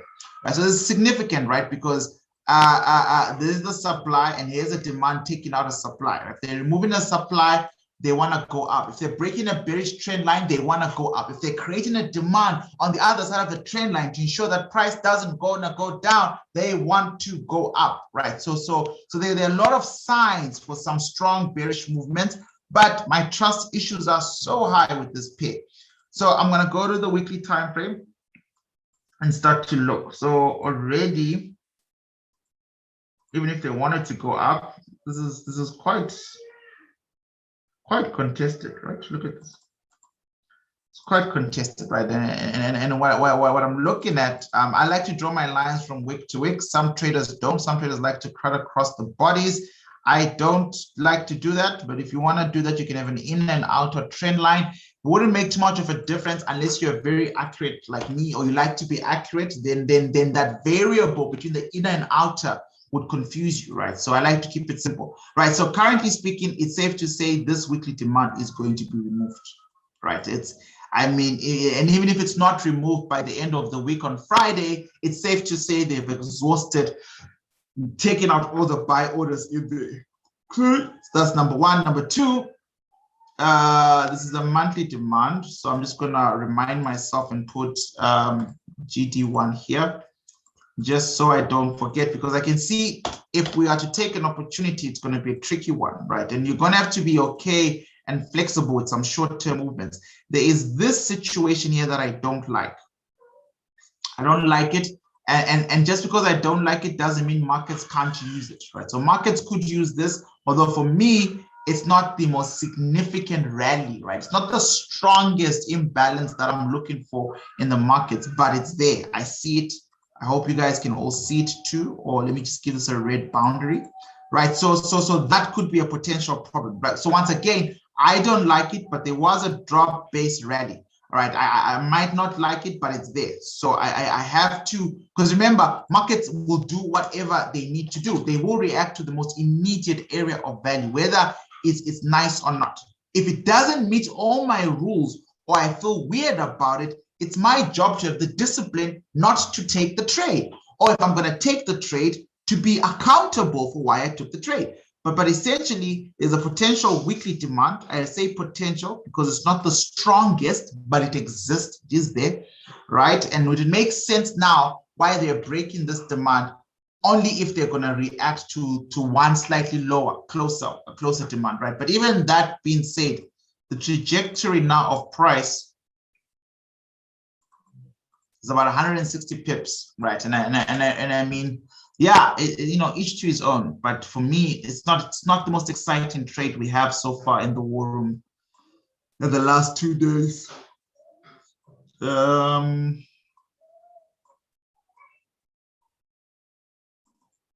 Right, drop. Okay, and then markets went up, markets broke through here, markets are going down. You can see on the daily time frame, it's really removing that weekly demand we just spoke about, right? It's literally, hey, Mr. Albanus, thank you, buddy. Hope you're good there in Kenya. Mr. Albanus, are you following your China 50, man? I need to do that video for you guys tomorrow, just to track the stock markets. It's crazy. If you're a part of our world in 3 years, I would suggest you start to put some money aside, because whenever there's a crisis like this, there's tons of opportunity, but opportunity must find you prepared. So start keeping cash on the other side. Start taking profits on short-term crypto trades to build up your capital. There's a lot of stuff that's going to be for sale for very cheap. That's worth a lot of money in the long run inside that China 50. I just need the weekend to kind of like focus my mind on that kind of program.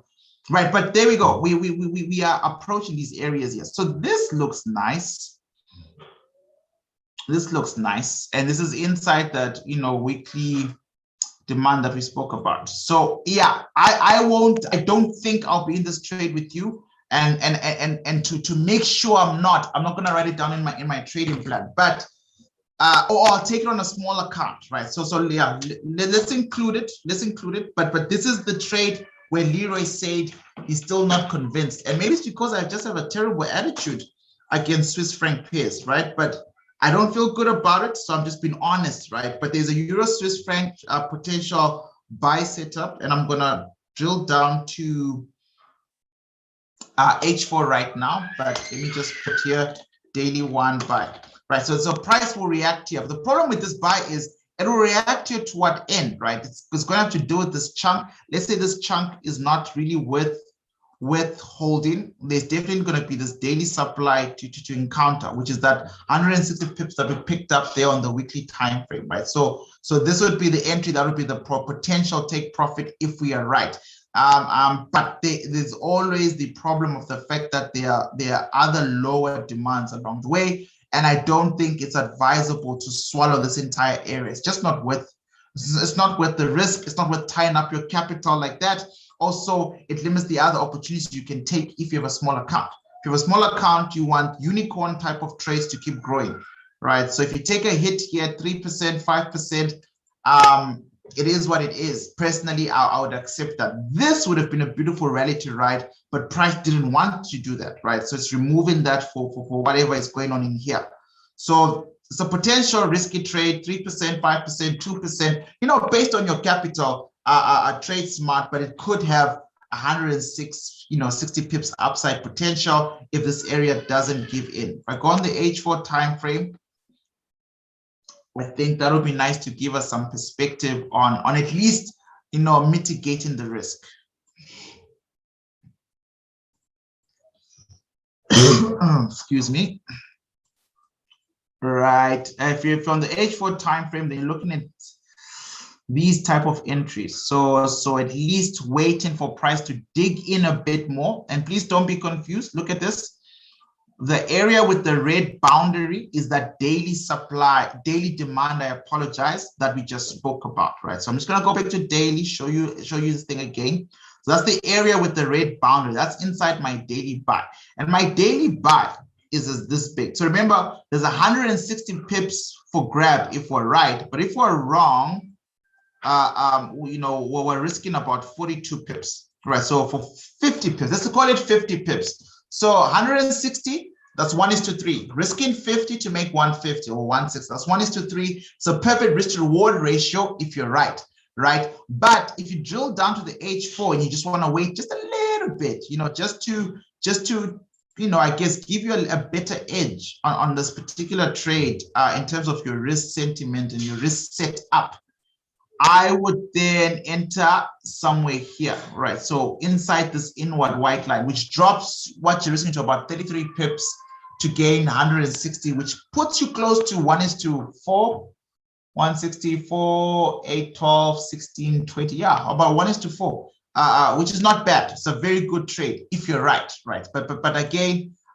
it's a low probability setup. So I'm talking about entering here on the H4 time frame, or if you're like me, just swallowing all of this on the daily, etc. So I'll take it on a smaller account. I won't take it on any of my main accounts, but this is on a personal account, rather. This is a buy setup situation on Euro Swiss franc.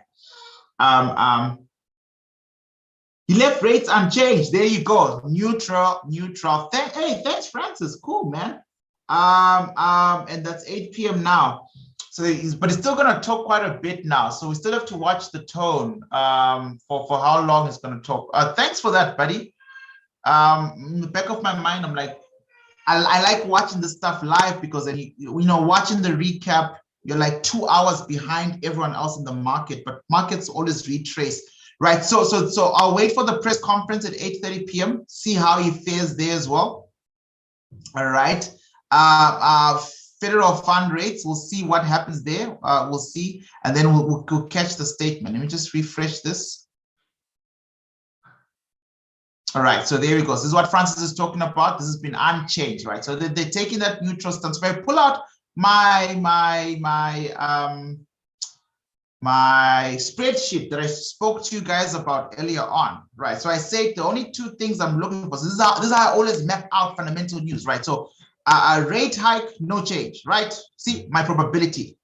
Look at this. I literally said there is a 99% that there will be no change, and right, fantastic. So because of that, I know it's kind of like neutral right now. So this has played out, and I'm bringing you back to the spreadsheet so you know how it works, because I'll edit it for you on that Google Docs. Remember, if you're part of our remote course, you will have access to this stuff. But if there's no change, I know for a fact, and I thought probability there'll be no change before starting this war room, which is fine, because again, he can't be flip-floppy right now. He said he's going to change the rates next year, right? So if he's changing them now, he's really panicking, which could send like a crazy signal to the markets, right? So it's quite neutral, right? So your S&P 500s, your NASDAQs right now are neutral territory, and that's fine.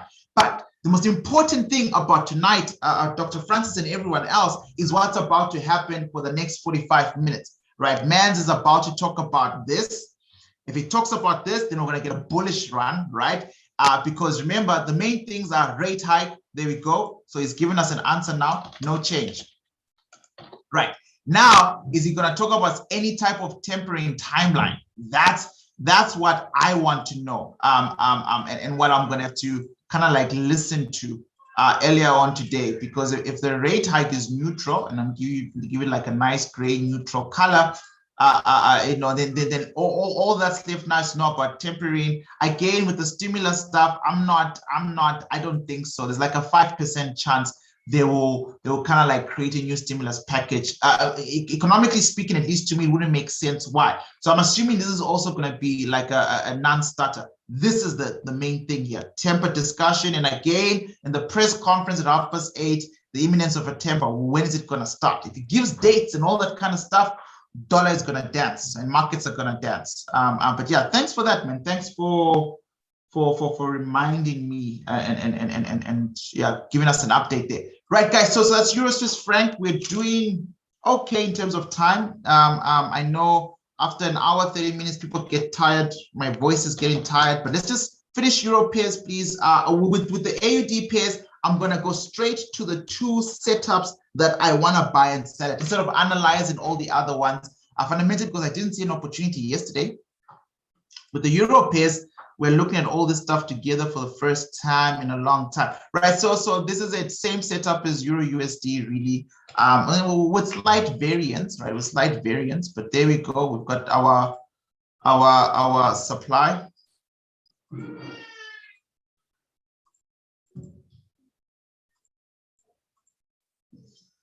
Right, markets hitting a supply, markets leaving a supply, markets dropping, yada yada yada yada yada. We've got you know, because it's got to dance with the JPY in a bigger range, you know, but nothing really changed. The crash did come, guys. Big market crash is coming, guys. We're in the last decade, guys. As much as you're traders, start thinking as investors. Trade to build wealth now. All right, a lot of stuff is about to happen. It's going to happen fast, and fundamentally you won't even know it's happening. So watch out for that. So check this out.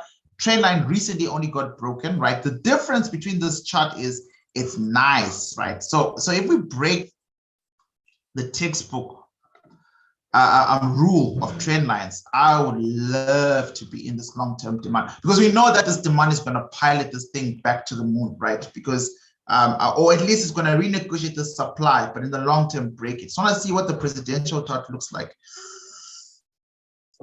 Right, presidential chart is annoyingly unclear, but it's like the same chart we saw earlier on when we looked at the presidential chart. Remember, with a bearish engulfing candle here, price entering, then price dropping, and obviously down somewhere here for the presidential chart. Not even somewhere. Let's be very specific. There's a demand here for it, right? Look at that. And then if you go to the governing time frame, this is what your presidential perspective is looking at, and you've got this immediate, you know, area of value here, right? So that would be nice. It would be nice to see that, but price could hold here, could pivot, right? So if I take a fib,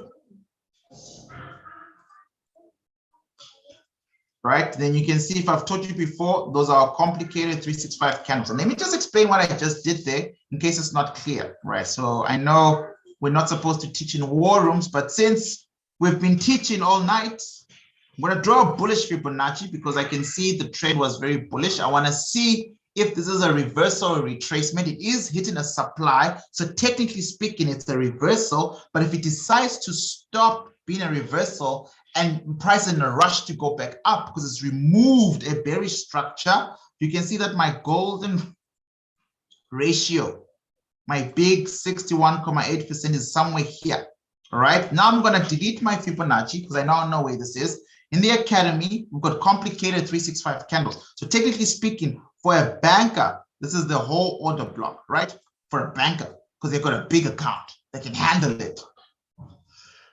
We have to drill down and make sense. But right here, right, we can see that this is the golden ratio. This is, let's plot the fib again and let's see how big the fib area is. Right, so this is really what my fib wants me to focus on. See that? Because after this is 78.8%, right? Now, if I delete my fib,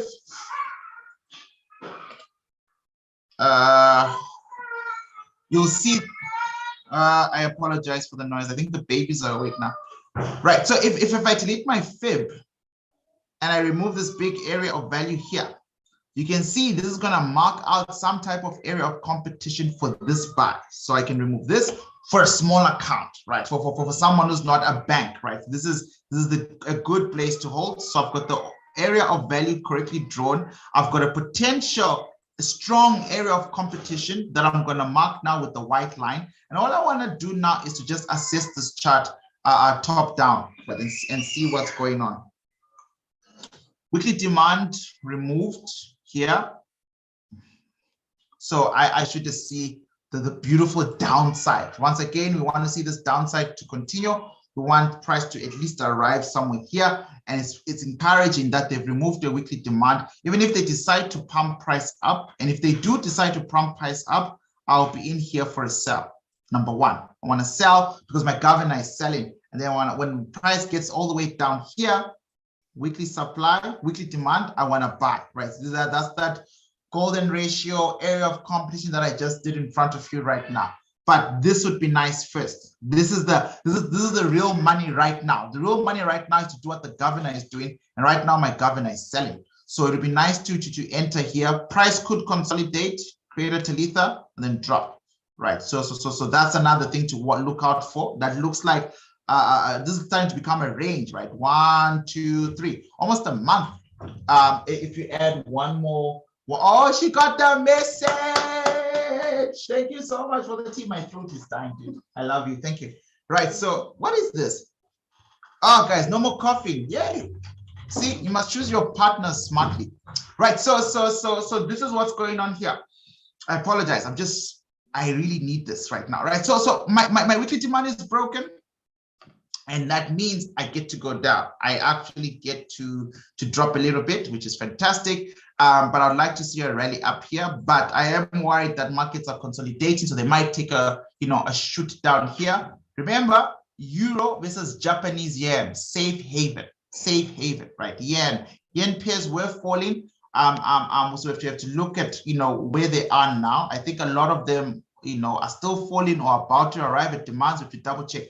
But long story short, this is the next roadblock in price, which is fine. And this range that's been built here will create a structure for us to do something like that. Right? Does that make sense? This consolidation might create a supply long term. You get a drop into that area, you get a retest of it, fresh touch, hopefully price drops. Basic speculation, right? We'll have to look at it from a week-to-week perspective, right? But now if I drop to the daily time frame, oh God, thank you so much. Oh, she makes it so strong, and there's lemons today. But it helps. It really helps. Yesterday I got shouted at for doing the war room for 2 hours instead of an hour. So I'm gonna be in trouble again today. Right. Okay, so on the daily time frame, again, simple Fibonacci would help. Right? There. And this stuff, guys, I love this stuff. If you want to jump into a trade, look at that. Drop to the leg, golden ratio. So done, simple. Now the new leg is probably here. Swing high, swing low. It lasts wrong lever, right up to there. 50% retail level sold. Right, and then this new layer, I'm just dragging my fib down. I'm just lazy to redraw it, right? I'm assuming everyone in here knows how to operationalize a fib, right? And then price then came for the third time. Fib again comes through for the bullish engulfing pattern, and price is starting to retest it. And that's inside that range we saw in the weekly area. So a risky cowboy trader, which is something I stopped doing 3 years ago, right? As a risky cowboy trader, I'll be looking to shoot for the market there. I'm not going to do that, because it's just, it sucks when it doesn't work. What I'm going to have to do now is to wait for a clean setup. Let's see if we can find one on H4. But on the daily time frame, just looking at this area objectively, we've got this situation here. Let's just draw the area of competition, and price is hovering below. and that's what's causing the range, because markets were leaving up, and now there's a strong supply above them, or strong enough supply to stop price dead in its feet. Is this the demand controlling things? Could have been, because that got broken. Otherwise, it's simply a turning point, which is here, right? But I'm going to mark this red because, again, I'm not interested in buying right now because my governor is selling. When I'm interested in buying, it'll be all the way down there when my governor actually gets to a demand, okay? So right now, I'm not really interested in any of these buys. I just want to see how many there are in the way, right? So every time my fib created a leg, right, it was reacting to some type of a demand, but we know the story, that demand got taken out, at the end of the day. So it's not really, anything too crazy. So I want to quickly catch up with you guys on the comment section, make sure there are no questions. Show screen, please. Oh my goodness, what am I showing? Oh, is it not the charts in front of you guys?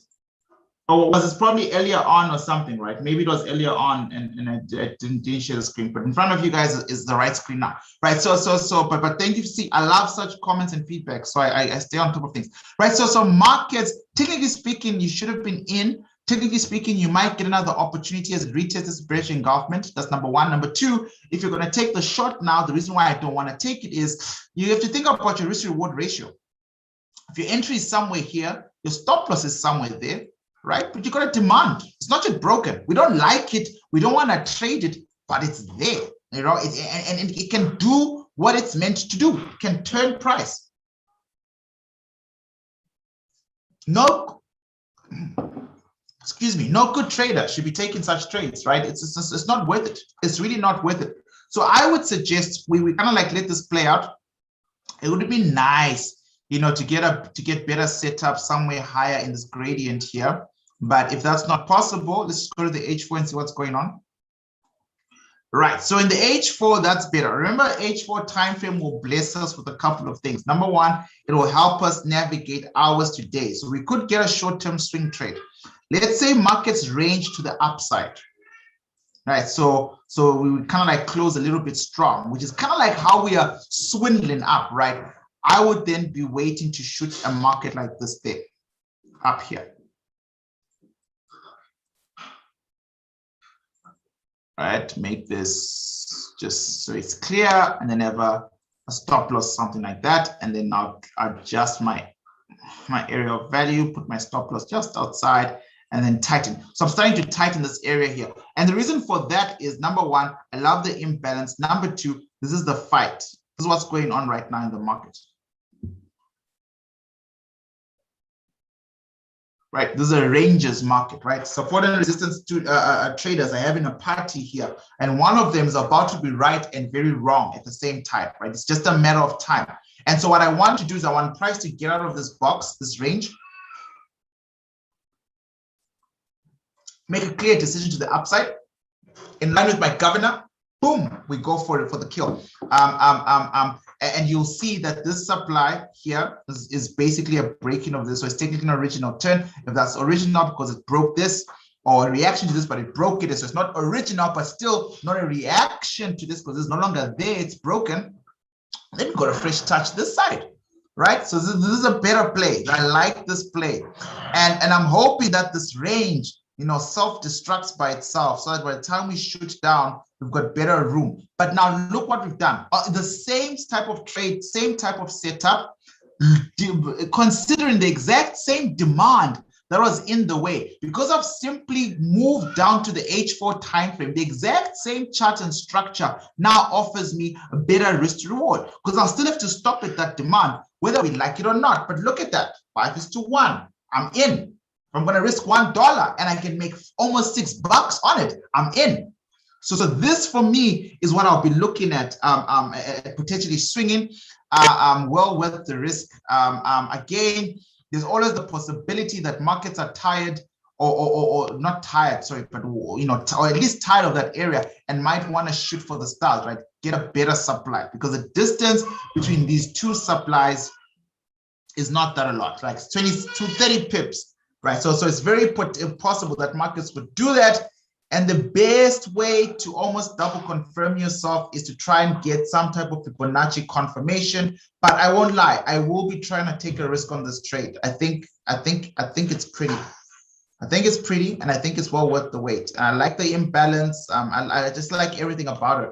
But now let's see if we can get some type of confirmation. If this is where we want to trade, then we need to find the legs. This is the swing low leg. Where's the swing high? There we go. So you see this there? Right? You guys with me? I hope you are. At least the students who've done the course. So now I'm going to drag from there to there. Right. And what it does is, you see, it tells us that this is inside that range of 50% of retail traders, you know, and it's not really our golden ratio, but we could take a chance on it. Our USD JPY trade did work, number one. But number two, your actual golden ratio is this. That's annoying. Your actual golden ratio is that. So I won't lie, if you've got a small account, can't afford to take dings, you're gonna have to wait for the golden ratio, because you might be the better outcome might wait for you. This is it. This is inside the golden ratio of the Fibonacci. This is still a good setup, fundamentally because the area of value is so tiny. right? About 30 pips, 29 pips, right?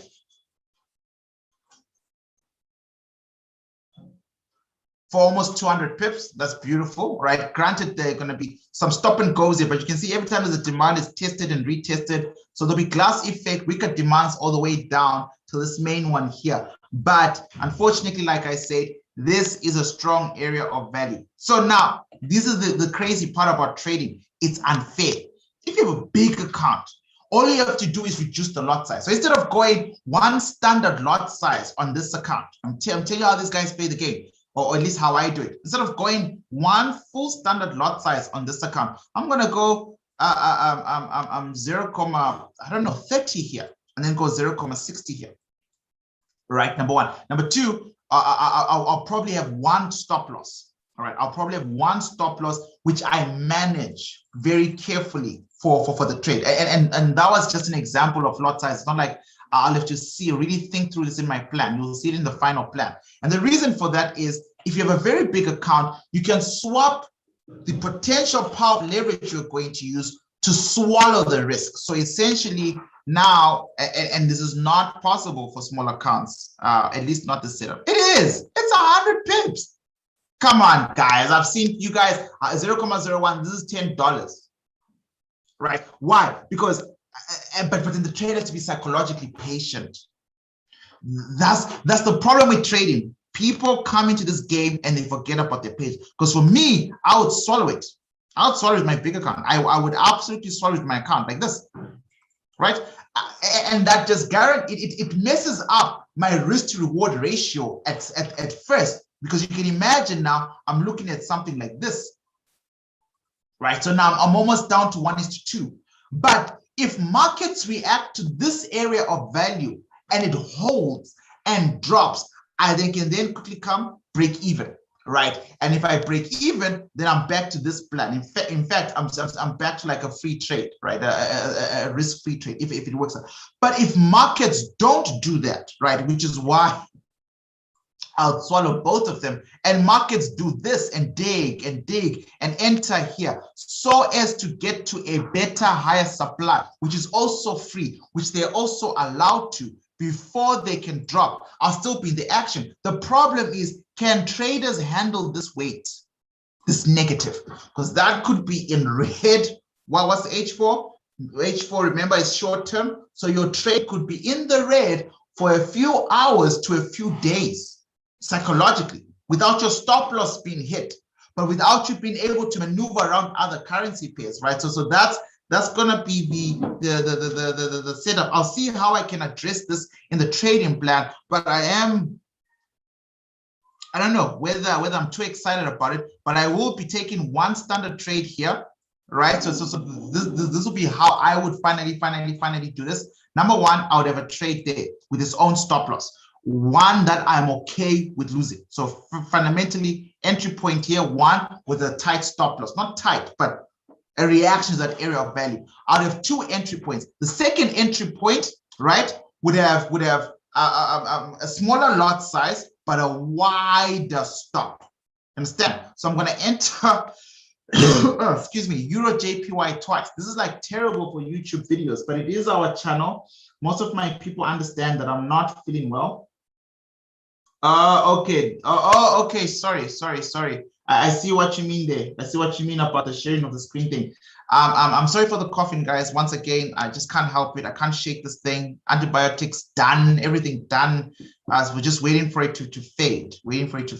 Right. So essentially, you guys understand. I'm going to take two trades. I will have two entries rather on this area here. One of them will have a slightly big lot size to cover that distance. Make sure it's a 5% risk assessment, and that's the stop loss. If I get dinged, I get dinged. That's fine. The second one is to play out the fact that this is the golden ratio. But you saw before I got sick the other Friday, USD JPY, that was a 50% level that gave us a beautiful run. 1:15. I mean, that is big money, right? So I'm excited about this trade. We'll see how it goes. It could completely be a disappointment, but you now know where I am. So there are two sell ideas. Two entries there, and I'll map them out the way I've just said them, right? I'm worried about time, but we've got two more pairs to look at.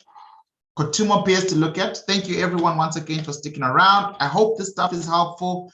If you have ideas of how else I can do the war rooms for your own benefit, do let me know. Let's start from the top. I see a weekly supply was taken out, which makes sense. Weekly supply one has no confluence.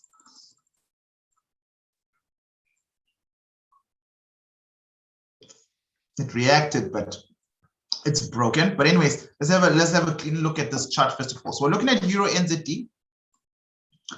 NZD is just one of those naughty pairs like AUD, like Euro, like pound, risk-sensitive assets trying to make a breakout against the dollar at least. Right, so you can see massive sell profile since 2008, 2009 crisis. Prices arrived at some type of supply, fresh touch, retest, fresh touch, retest. Supply is tired, but active.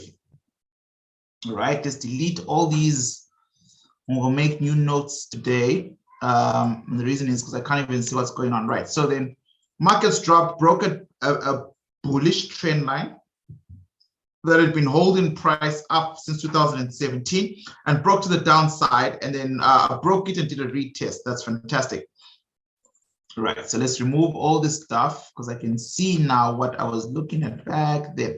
Right, so now we want to kind of like agree or disagree on what's going on here. Number one, I'm going to throw in a fib, just like the other chart that looked like this. Do you guys see how similar these charts can become over time?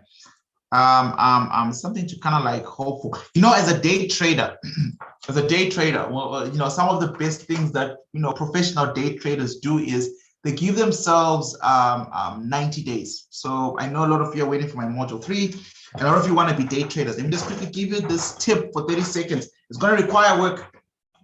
There's no other way about it. But as a day trader, whether you win or lose on that day, whether you take trades or you don't take trades, take a full screen grab of the chart. So you'd go like on the 1 hour time frame, from midnight to midnight on your screen, and just draw your areas of value and take a picture. I had this brilliant guy, you know, I'm looking at my wall like it's here, but on his wall in his house, he created this massive catalog of daily pictures: Monday, Tuesday, Wednesday, Thursday, Friday, Monday, Tuesday, Wednesday, Thursday, Friday, Monday, Tuesday, Wednesday, Thursday, Friday. And he did it for a full financial quarter. And he realized on specific assets, about 3 or 4, that the same stuff happens every now and again.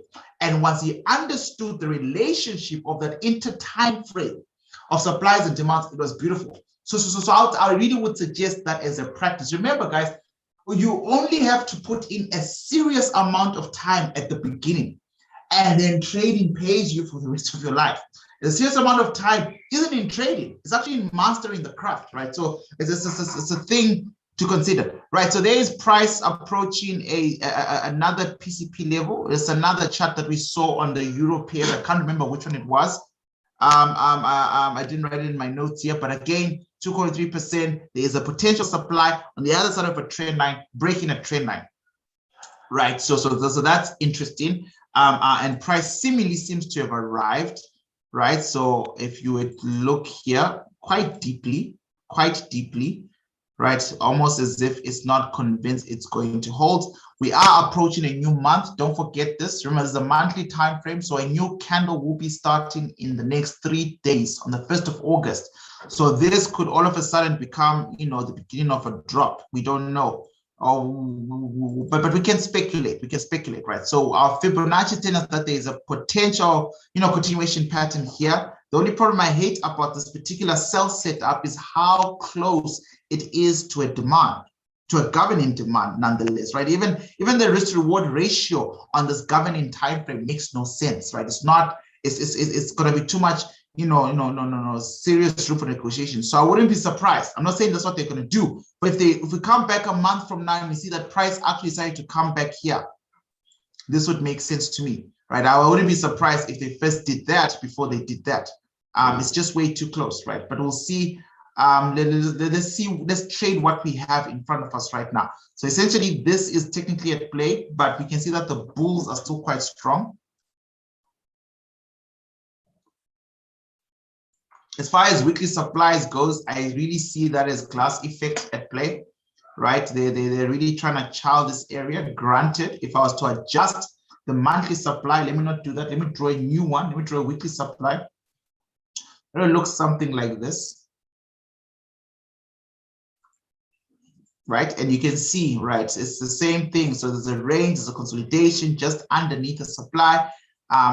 Doesn't always end great. You know, it doesn't always end as a strong mistake. Remember EURUSD when I kept telling you guys not to buy that 365 daily PCP was because there was a strong Talitha area or an order block just below, right? Which obviously it literally indicated that when markets consolidate, it's like, think about it as they're campaigning. The buyers are campaigning for buyers. The sellers are campaigning for sellers. Someone's going to win the campaign. Whoever wins the campaign is going to rally like crazy because markets have been compressed for a long time, right? That's the range, consolidation, right? It's an accumulation of orders, right? If the accumulation of orders is to go up, it's not going to ding and then turn like that. It's going to push and maybe push and break and then turn a bit, then go up. Or it's going to just drop down. Right, only time will tell, but we're going to have to see how this week closes. Number one, this weekly candlestick. Number two, how the other week opens, right? Because there's still a lot of time for markets to make up their minds. But on the daily time frame, we've got a very unstructured, very ugly, you know, upward thingamabob going on here. And then clearly price started to break out of it, but it clearly seemed to be fake outs. Markets would drop in, and then that's continuing now. So there's not really nothing nice to hold. In the interest of time, because we're already like 3 minutes over time, we're supposed to end the stream now. I would suggest we skip this one. Let's see if we can find anything of worth in AUDCAD.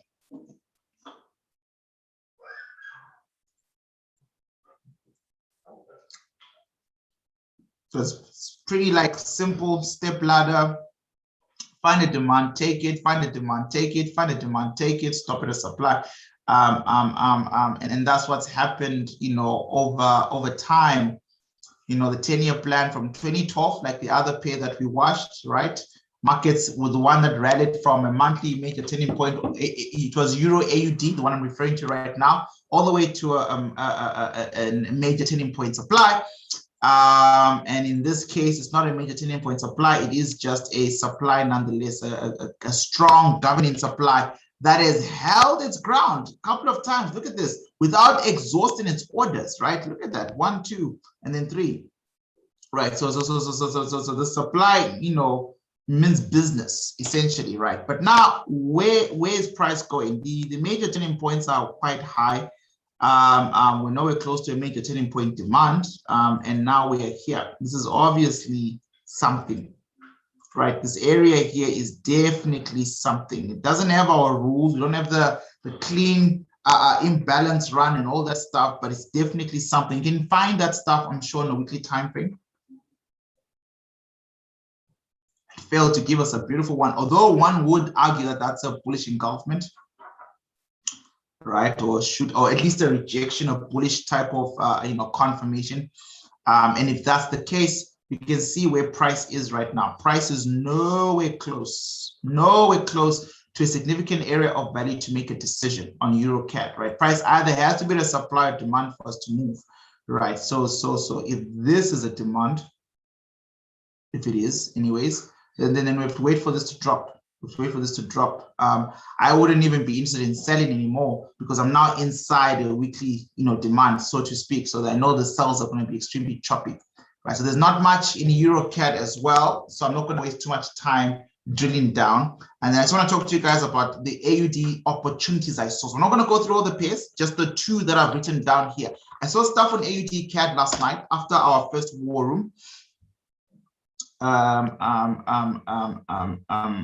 right, so I wrote a lot of notes here. Let's go to Saxo. Let's see, let me remind myself. And yeah, okay, so I saw a sell setup on AUDCAD, and let me justify why I think we're going to be selling AUDCAD for a bit. I might as well just remove everything and then redo the analysis with you guys. Right, so this is AUDCAD. We have this situation here, first and foremost, number one. right? And then we've got this. This is what I like to see. So you remember we've been seeing this annoying setup on risk-sensitive assets, where on the other side of a trend line, there's a bullish engulfing pattern that is acting as a demand, right? And this one failed. So finally now, we have seen a potential forecast, right, about the fact that you saw with EURUSD, there was a similar situation where I was like, man, I wish this thing wasn't in the way, right? It definitely is a bullish engulfing candle. I wish it wasn't in the way because, you know, I would love for price to go all the way down to it, just an old school classic demand. So if we're buying out of these bearish structures, that we take them, right? So something like this on EURUSD, pound USD, etc., etc. This one has failed. Granted, it's against Canada, so the relations are different, but still, for me, it's a little bit, you know, like light in the end of the tunnel for people like me who are Euro bearish in general. So I'm not saying today I'm Euro bearish. I'm just saying in general, as a human being, I like to sell the euro, right? So this demand is gone, it's cuckoos. So we can expect, you know, some type of reaction to this disaster, and then that. So I want to catch that first of all, the sell, then I want to buy. So right now, or at least last night, I spotted some type of sell setup. Excuse me. Once again, your safety is important. This is the biggest type of social distance there is. I am on the other side of the internet. You are safe, right? So, right. So there's this in the way. I don't care for it, but it is there. I am monitoring it. Number one. Number two, I'm going to remove this, right? Because it's a broken demand, and I'm just looking at the weekly setup here.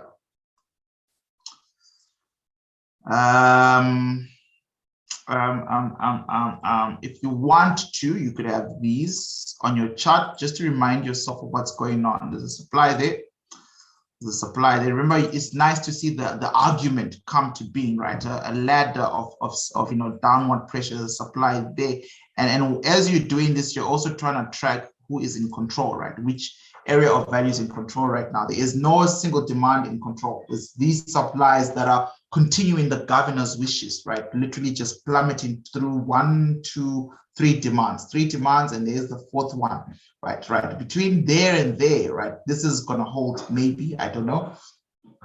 If we draw a bullish Fibonacci, number one, I know we want to sell, but let's just draw a bullish Fibonacci. First of all, you'll see that this one here is in at that 50% area, right? And we know we want stuff like this. We want the golden ratio area. So if I ever become a buyer on this trade, I want to buy somewhere in here, number one, on EURCAD, right? So I already, and it's inside my governor, right, structure. So I'm not, like I said, I'm not interested in that area. I like to buy here. But I still want to get in the action now, the selling action now, right? So I've got the situation where markets last created a nice supply up there, tried its best to retest it, and honestly, I'm depending on the price action and the charts. This could be considered as a retest of this engulfment, even though it didn't come in where we want it, right? It could be. It could be. I wouldn't know. But given price touched and then dropped, I'll take it as it's already happened. It's just better that way. Right, now on the daily, we've got this situation here. And I'm just trying to figure out, you know, I would love to see some price action come back here. But I understand that the behind, you know, stuff that happened is quite choppy. Prices really spend a bit of money up and down in this level, so it might not be a price, number one. Number two, I'm very much aware that there's a consolidation PCP pattern happening right here, and I'm pretty sure I can bet, you know, most of my pajamas that markets are going to break to the downside, right? That's definitely most likely going to happen. So a cowboy trader, which is not what I am, stopped being a cowboy trader 3 years ago, but a cowboy trader would put a sell stop here. Or not exactly there, but you know, just under there. So when price starts to drift, it drifts with you. But I'm very much mechanical. For me, that's not enough to know confluence. You know, you could get the shock of your life and price moves up there to sell, right? And then but you get triggered with a wick before it goes all the way up, and you carry that loss. But stop loss setups. This literally looks like one of them. And the reason for that is because we've got a bullish engulfment pattern again right there. Right. So what I would like to see now is a short-term situation for a trade that I wish I was in, but I'm not in. I took profits on AUD/USD. It was a 4-week swing trade before I fell sick. Beautiful sell.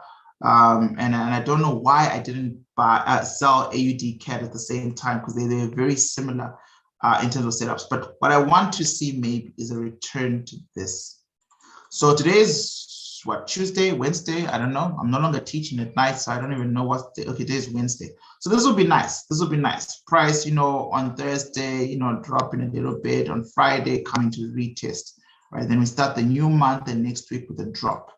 This will be nice. Something like this, a retesting of this. That's why I understand why people would be eager to put a stop loss there, but I'm going to put a sell limit and hope that price gives me that opportunity to enter right there, right? So that's option 1 that I'm looking at. Option 2 on the H4 time frame is the fact that this is already happening. So on the H4 time frame, you can already see clear that while the daily shapes up in its range, right? There's one supply in charge on the H4 time frame, the short term, a few hours to a few days, that's currently driving this process. There was a demand here in charge that currently drove the process, came back, gave it in, and now this demand, as far as I can tell, is broken. There is no demand at play on the H4 time frame. We are hoping, right? Remember, I've got that that bearish engulfment that I want to retest. If markets can come back somewhere here, that would be spectacular. That would be absolutely spectacular, so that I can then join them in for a sell, which is kind of like the same thing I just gave you guys on the daily time frame. That being said, if I start to throw a couple of fibs around, right, it's literally the exact same place where I drew that line that I just drew right now. There's my golden ratio. And that's either because I'm just used to the stuff now, or I can see it, or whatever. My golden ratio is right there. My reasonable body, or at least the green candle is right there. This would be potentially a reasonable body as well. All right. So you have 2 options to sell higher there or take the retracement. But I would lean towards, I don't know. I would obviously like to lean towards a higher sell, but this is plausible as well in the market. For AUDCAD, and then if you look at the bigger picture, so if you look at from leg to leg, this is the top leg up here to the first bottom leg, this bottom leg down here, you can see this PCP was bland, right? It's like an order block by 0.382 PCP to keep price down. And if you want, you could wait for this ultimate retracement. But I think this one would be the safest sell option, number 1, but this one would only play out after markets have done, geez, where's that? I'm looking for that red area that I highlighted earlier on. Weekly, right? So I'm just going to re-highlight it here for you. So that big sell that I've just, not big sell, sorry, but that 0.618 sell that I've done would only be plausible, well, not only, but potentially be plausible after price does this. So price would first have to do whatever it's doing, drop, return, and then sell. This is a very good long-term futuristic sell, but in the short term, it would be nice to get in on some of this action here and then drop, right? So that's AUDCAD potential setup. You should note though, however, on the left, that this price is congested here, right? So there might not be a lot of money for our plan. So take that with a pinch of salt, but just see what I finally say in the final plan. In the last chart of the night, AUD Swiss franc, what did I want to do here? I have to wait for confirmation. I have to wait for confirmation on this one, but it looks and feels like Euro Swiss franc. Remember, we had a Euro Swiss franc trade setup. So this is what we have on the monthly time frame. Price is clearly dropping as closely and quietly and as quickly as possible to a monthly demand, number 1. Price is literally moving towards a monthly demand after, so my projections are it's going to drop and then go back up, right? And then I want to hold it for a while. The reason for that is compression. So if you look to our left, markets have finally broken out of this triangle, right? So price was heading down, heading down, heading down, heading down, heading down, heading down. And now markets eventually got to the other side and they have broken out, right? And they got stopped by a temporary supply, a monthly supply. All supplies and demands are equal. And now it's the same thing. Got that bullish engulfment candle breaking outside of bearish structure. So I do believe we're going to get a first hit, just like in Euro USD, where markets first had to hit, go back up, come back, and then we can contest for a lower demand. But I do believe this will probably push price up. If I go to the weekly time frame, I do this for you guys last night. Here, this is just to say there's a daily demand causing this, all right, etc. But if you just look at it from a weekly merit, this whole area green is that monthly area, but from a weekly merit, there's this outside. So this is the first weekly demand that price is going to make contact to, but it doesn't have the type of confluence we want. But that won't matter. If price decides to choose it, then we're screwed, right? Or it could delay things, right? So it could potentially do this, get here and sell just to come back down again, right? So I'm really hoping that doesn't happen, but hoping does nothing for you in trading. But I'm not willing at least to buy now because of that weekly demand. I am absolutely not willing, because I know that there is a potential far much more better lower buy, and I'm just going to have to be patient, right? So this is my area of competition from the monthly time frame. You can see it sits just above it. When you start to dig a little bit deeper inside the actual, green area, start looking to the left, this is that area that we're talking about on the weekly, right? So the daily demand is actually under, it's the wick of that weekly order block, that whole daily demand. And it was caused by this. So this caused that, all right? That's number one. And this is technically, minus this fresh touch, there hasn't been a retest in this area. So for me, again, any buys will have to happen only after, markets enter somewhere here. I apologize for that again. At some point I will stop apologizing, but I'm trying to be polite and all that, cool stuff, right? So then markets drop down to the daily. If you just follow the daily, value base, first demand, markets did come back for a retest, and this one also a fresh touch. I apologize. The retest still obviously has not happened, right? And this is what it's a long-term play. But I like the fact that there's an H4 daily, weekly in one setup. So I'd have to really wait for price to dig and contest with these areas, or take these buys on a short-term basis, right? So buy one to supply one, and back and forth up until I get a perfect, ultimate low buy, which makes a lot of sense with the monthly setup, weekly setup, daily setup that we have going on here. So all those lines that you just saw, this is what they look like on the monthly time frame. I'll show you now, right here. But we do know that price likes to first kiss the hem of the garment, right? So price could turn right there, but I'm waiting down here. You could have a very small trade running, a swing trade, power of 0.01. Never be afraid of it, right? Where if you get the type of reaction you want, just lock, break even, and let the swing work for you. If it doesn't work, you lose nothing. But if it does run, let's say it does run, right? Because you want to catch this area of competition, you want to catch this weekly demand, and price runs from there to there. That's 260 pips to your portfolio. That's money. Right, so take that, ladies and gentlemen. Before my crowd gives up on me, I appreciate you for taking these 2 days to sit with me, and we do a nice war room. I'm looking forward to hearing from you. I will be developing this plan like I promised over the weekend, not tomorrow, please, not tomorrow. Over the weekend, I will sit down through. Our next war room then will be back on schedule, so we can do one on Sunday now. So back to Sunday, 4:30 p.m. I repeat, our next war room will not be tomorrow, unless tomorrow, let me punch out some educational content. Let me do some stuff around the Chinese stock market, and do something stuff around the upcoming market crash. Let me do a crypto video for you guys. You know, just give me time to do all those kind of things Thursday, Friday, and then let's link up again on the 1st of August, which is this coming Sunday, 4:30 p.m. for another live analysis, if you actually like this kind of stuff. But I do appreciate every single one of you subscribed, liked, you know, show up. I hope this stuff is helping. I do take notes, so if you are looking to get something better out of the war rooms, they are for you. Just let me know what you want more to see.